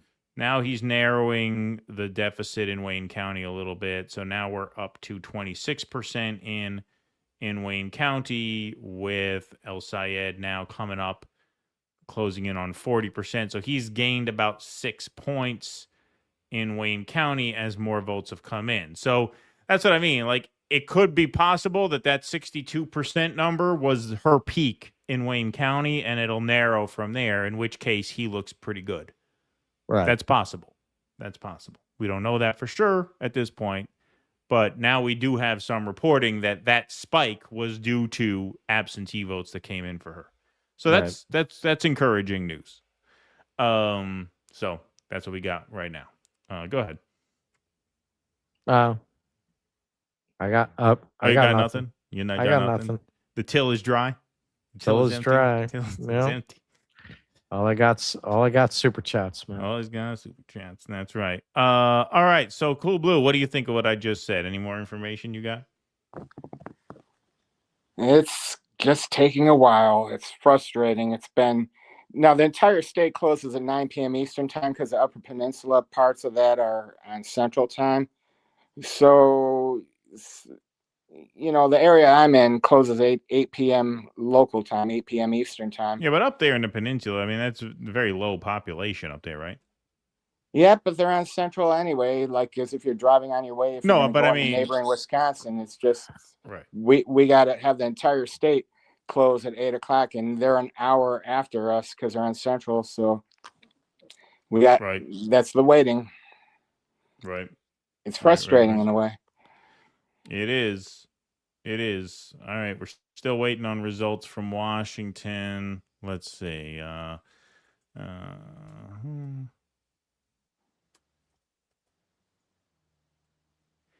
think this country really is like the third world. Why does it take long to get results? Or why can't we count votes in this country? This is not a civilized place here. Like I said, Brazil, you learn it within minutes. Within minutes. Why are we up here for hours and hours and hours waiting for the votes to come in? See, now I'm going to go MAGA. See, we need the Save America Act. Well, this is the funny thing for me about like white nationalists. Like in my travels, I have always felt the only thing about America that puts it above other countries is the fact that it's so culturally and ethnically diverse. Like that's really the thing it has over other places. And that's pretty much it. Right. Everything else sucks. Right. Like you get Jamaican food at a mall though. That's pretty cool. It's this huge social experiment of having people from all over the world in one society trying to make it work that makes America interesting. You take that away, I mean, what is it? It's fucking it's like Sweden only with crumbling infrastructure and no non-white people. Is the point to make it work though, or is the point to make it work, or is the point to have all the diverse people fight each other over their race while rich people steal all the money? Well, I mean that's how it comes out. Yeah. So it comes out. I don't think it has to be that way. I mean, my perspective is very much shaped by coming from New York, where for the most part we get along. Like, yeah, man, of course you're gonna have like your odd racial incident, but it really is the odd incident. Yeah. The key is you got to eat food from people from other cultures. Learn to love food from people who are not like you, and that's the key to unlocking harmony. Well, I mean, the key, like here in New York, is we all grew up together. It's very hard to grow up with people and then decide they're not human when you've grown up as children with people from all over the world. Right? Like, how do you grow up to think they're not as human as you? Right. It's very, very hard to get there if that's your life experience. And that is something, and it's not okay. Like there are different cultures when you go to other places that as an outsider might be invisible to you, like the 54 ethnicities in Vietnam, but they have a common history in Vietnam. So that's still not like America, where the people do not have a common history in America. They're really from fucking every place. That's interesting and exciting. Like, honestly, it's the only thing I can see that makes America better than any place else. Right. And that doesn't make it better, but it's better in that regard, in my opinion. Right. Yeah. No, I agree. Vulture, CoolBlue. Here's a question. How the fuck is Stevens winning in the D? I live in Morningside in Wayne County, and all I see are Al Sayed lawn signs. What do you think, CoolBlue? I'm still on standby, waiting for this to continue. It's a drag, and I don't necessarily have an answer to the person's question. I mean, lawn signs don't necessarily show do a count that's the person that's going to end up winning. Back in 2008, I saw plenty of John McCain signs. We know how that went. That's true. That's true. P. Walker. They may have more lawn signs, but we have the people. Washington results will be complete before Michigan gets to 50%. I'm not seeing anything from Washington yet either. I tell you, it's like the third world out here. Terrible. Yeah, zero. Nothing in from Washington. We stay up till 11, try and do a good job, and then they don't even get the numbers in. I should call Kshama. Say, where are the numbers? Where are the votes? We want the votes. Here's what makes no sense. Stevens up 2 points in Oakland County, where she's from, but 28 points in Wayne County. That's strange. Yeah. I mean, Wayne County, like we said from the beginning of the stream, Wayne County is one of the more difficult places to predict because it's got all these different kinds of places in it, it's not like in Atlanta, Georgia, Fulton County, that's Atlanta. Boom. Right. So that this is a little bit different. Yeah. We saw Ukraine bomb the vacation beach in Russia. So yeah. Operation Mockingbird. I dated a black woman and got dirty looks from black guys. Not that I cared, but an observation. It's funny you say that. I had a Haitian girlfriend living in Harlem. And when we went downtown, I didn't get looks. I would get them up here from the black community. Didn't like it. Downtown, white liberals are not gonna do that. Right. They're gonna feel guilty. But no, up here, yeah, I definitely got that. All right. You got some super chats over there? Dimitri Mugianis. Historic tension between Arab merchants and blacks in Detroit. The AIPAC campaign played to that hate demo, but hoping this guy would win solidarity. I mean, the betting market's still I still think convinced. He's going to win. I still think he wins. I mean, he's up now. It opened up a little bit again, 50 to 46.3. Now we're up to 44.9% of the vote. And if there's that conversation going on in their headquarters, then their internal numbers are not good. Russell's peasant mind. Jerry, she's living on a fixed income. She's on a fixed income. Yeah, no, I mean, look, it looks like if I had to bet, I would say he's going to win. I think it's going to be closer than a lot of people expected and that a lot of people were hoping for. And I maintain this does not bode well for the general election. It just doesn't. It seems like Michigan is one of these very, very tough nuts to crack now because it's very ideologically diverse, and CoolBlue, feel free to challenge me on this, but you got a big black population, you got a big Arab Muslim population, you got a big college progressive population. You also have Reagan Democrats. You got the lunchbox Joe blue collar swing voters, and you got the rural voters. Like, you got a lot going on there. And especially now you throw this Israel-Palestine issue into the mix where a core constituency of the Democratic Party is just not going to go for the Democratic candidate if they're wrong on that issue. It makes it tough to balance the rest of it out, I think. What do you think, CoolBlue?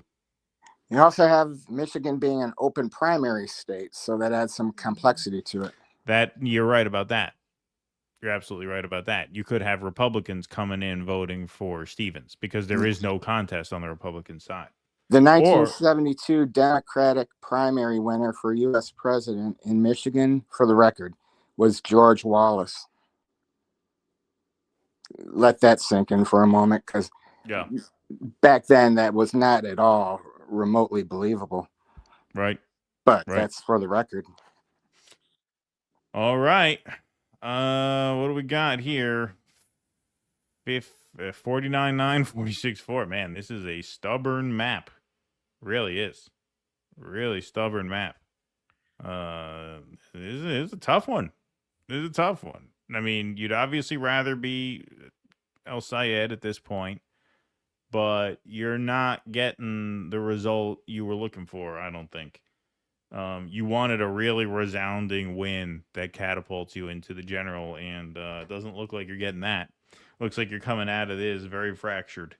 And with the fucking hate campaign that the Chuds are going to run, and if El Sayed does win, getting left high and dry by his own party, I don't know, man. Seems like a heavy lift to me. Seems like a heavy lift. I don't take any joy in saying that, but it seems like a heavy lift. And that's been my gut this whole time. All right, let's see. We got anything from Washington? Nothing. God. Nothing from Washington? I thought we had election day today. What's going on? I thought it was the election fuck? day. I thought it was election day. It's not election day? They need time to rig it against Kshama. Well, she should just come out now and declare victory and say Abdul's odds Abdul's odds have come down to 78. And Okay, Shama's have gone up to 88. all right. Well, she Which should suggests just maybe come out some and declare results are victory. coming in. She should declare victory and say she won. It's rigged. I mean, she probably did. I mean, Shama, she probably has Yeah, won. that's what I mean. Yeah. All right. Well, yeah, still zero from there. I mean, let me tell you something. It is very strange that this is this close, given how all the data was just so lopsided.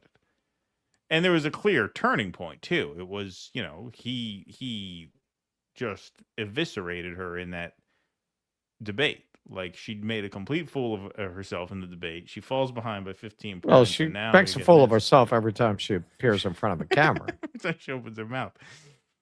I mean, I've never seen her have a good moment.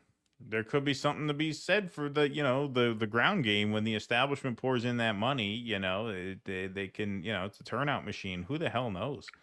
Who the hell knows? And look, maybe we are being alarmist. Maybe he's going to come back strong and even the score in Wayne County. At which point it looks like he'll win fairly comfortably.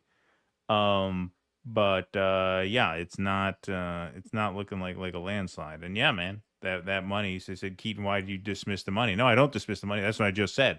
When the establishment pours in that money into a ground game, into turnout, that creates a big obstacle.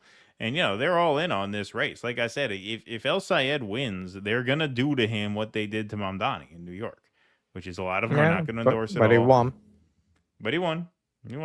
So he can overcome it here. We'll see. But yeah, this is looking like much more of a sweat job than we expected. To let you know, in the state of Washington, you want to know about Kshama Sawant.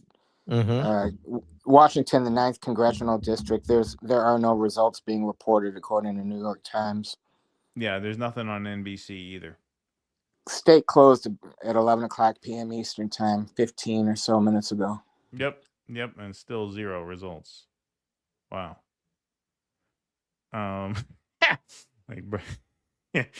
This is funny.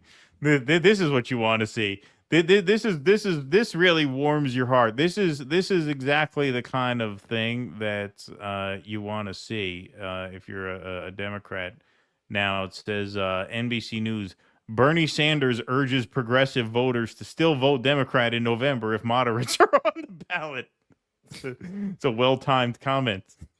So it's exactly what people are looking. Finger on the pulse. Yeah, finger on the pulse. That's exactly what people wanted to hear right now while they're sweating it out in Michigan. Oh, so listen, if we lose again, like we always do, we're gonna do what we always do, which is we're gonna vote for the Democrat anyway, because Haley Stevens understands that the rich people have to pay their fair share. I guess we lost again. Oh well. Haley Stevens is not going to put a data center on a playground. I 44% smoke in the of the hog. votes he has. El Sayed 50.0, Stevens 46.3, 683,000 total reported. This is going to be 1.4 to 1.5 million cast expected, at least. Yeah. No, this is Bernie Sanders, in an interview with NBC News tonight, he will encourage voters to still back Democrats on the ticket in November, even if moderates are victorious in the primaries.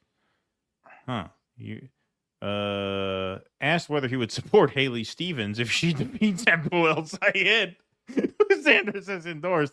The senator said he would certainly support her. No, that's what people want to hear right now. I love that kind of fight. Well, see, that's what I like about Kshama. Yeah. So I'd be like, fuck no. Fuck no.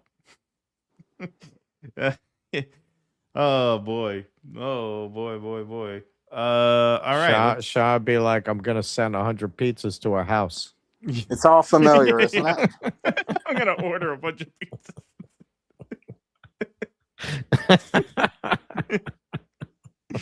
Monkey Rotary. I came from a third world country, and now I live in a third world country. Fuck. Yep. Right. Yeah. Joke's on you. Detroit, Wayne County is hella shady with the voting and the counting and the things. Hey man, I got no argument. If this ends up anywhere near like it looks like it's gonna end up, it's gonna prompt a lot of suspicions. Even if he wins, like if he wins by 3 or 4 or 5 points, after the polls had him up by like literally, 15 points. The guy was up. The guy was up an insane amount. This was a laugher. If you look at the Kalshi odds at the beginning of the day, he was at 99.4. Now he's down to 49.9. Cool. 49.9. Yeah. And you got you got Abdul at 49.9. Here, I'll put it up on the screen so you can see what we're looking at. So CoolBlue, it looks like the Dancing Ditz here has a considerable number of votes. I guess because she dropped out after early voting started. Is that it? Like 3.7% is McMorrow, who's not even in the race. Yeah, but that should be hurting Stevens. You would think, yeah. You would think it would be hurting Stevens. That's true. That's true. Look, man, if you got a pale redhead fetish, you're not voting for a Muslim. Yeah, that's true. That's true. That is good analysis. That is you should go on MSNBC and say that. That's what they pay me for. Yeah, you should dress up in a collared shirt and go on NBC. Listen, if you got a pale redhead fetish, you're not voting for a Muslim.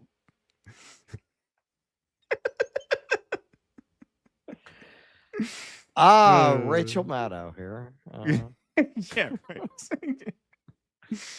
right. Wayne County is just painfully slow. Like this is not going to be, and who knows what the fuck they're going to do here.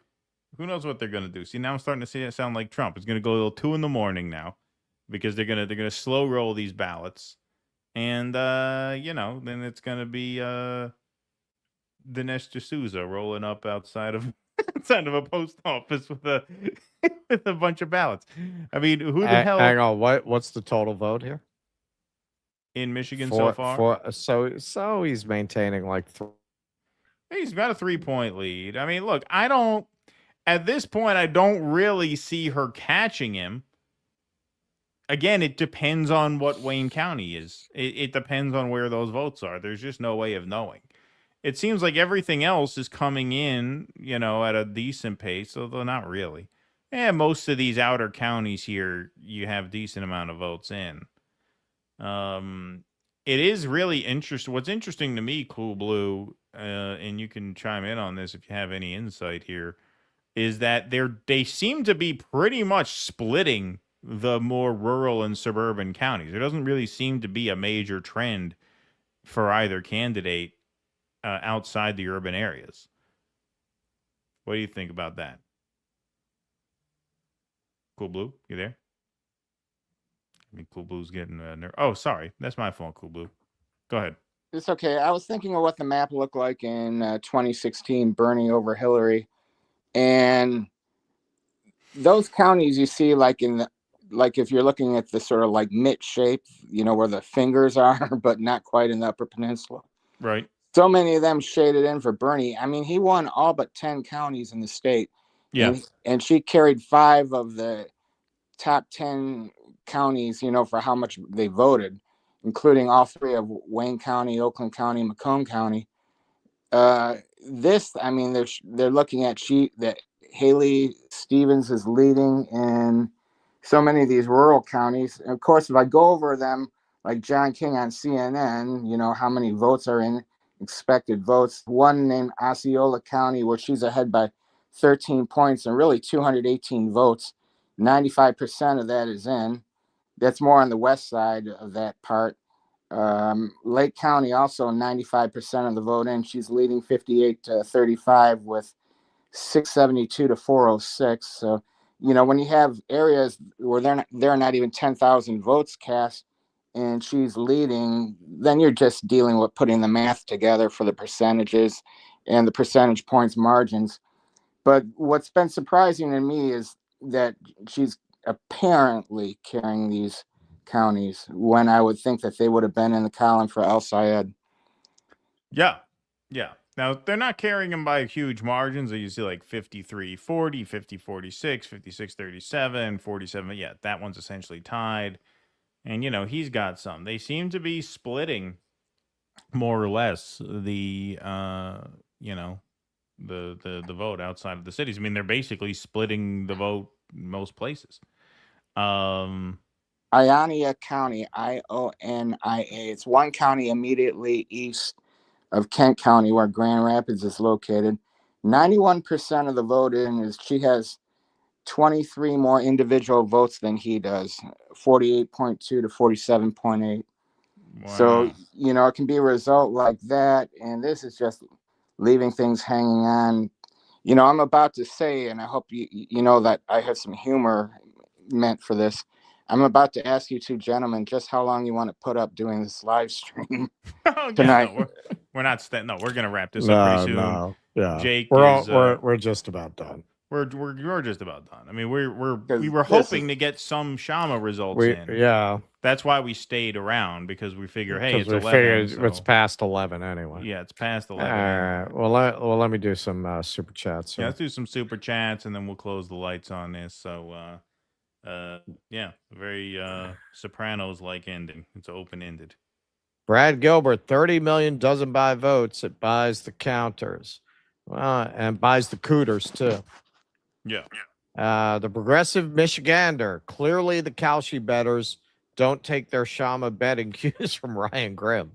My mom and I voted Abdul and put up a homemade yard sign in Fenton Township because there were no Abdul or Steven signs. Parsley Picker. Guess the cool kids chatting should have been voting. Those damn kids. Those kids. Russell's peasant mind. Jerry, you don't overcook a burger. You don't just overcook a burger. That's right. Druka Music. Would you really put it past a bunch of PDFs cannibals to rig an election? No, I wouldn't. No. They're doing it in South America and possibly to Thomas Massey as well. No, I would not put it past them at all. That's what El should come out, and he should come out and blame this on pedophile cannibals. Rig the election. Hey, Call there James was Carville a cannibal. There was a film about a Detroit Airbnb with cannibals living in tunnels under the rental. That was a documentary, friends.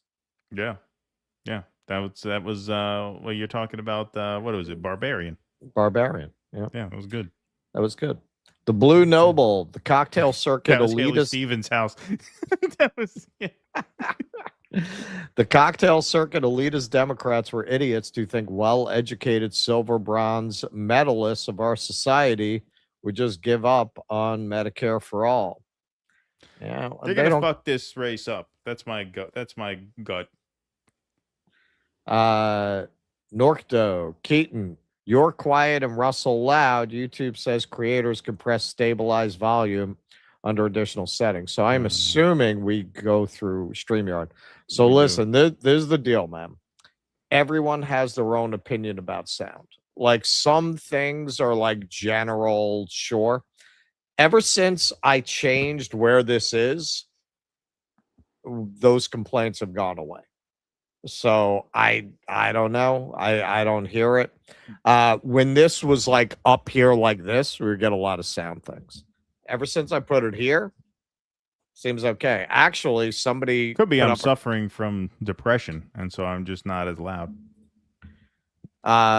somebody put up comment the other day saying we went from having the worst sound to the best. So there you go.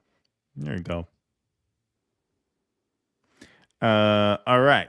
Let's see what we got over here. Monkey Rotary. Oh, sorry, got that one already. Here we go. V. Nettlesbaum. I'm from Michigan, born and raised. I was 27 when I moved to Texas. In my time in Michigan, I had also often heard of New York pizza, but never Detroit pizza. Now it's everywhere. It feels like a Mandela effect. Detroit pizza is great. I love There's Detroit a place style here, pizza. you know, the place on 23rd that does good Detroit pizza. Yeah, right in Chelsea there near the old movie theater. Yeah, I just got a Detroit pizza, Buddies, which it was Hassan Piker with Dominic McKinney, and they went there. They talked.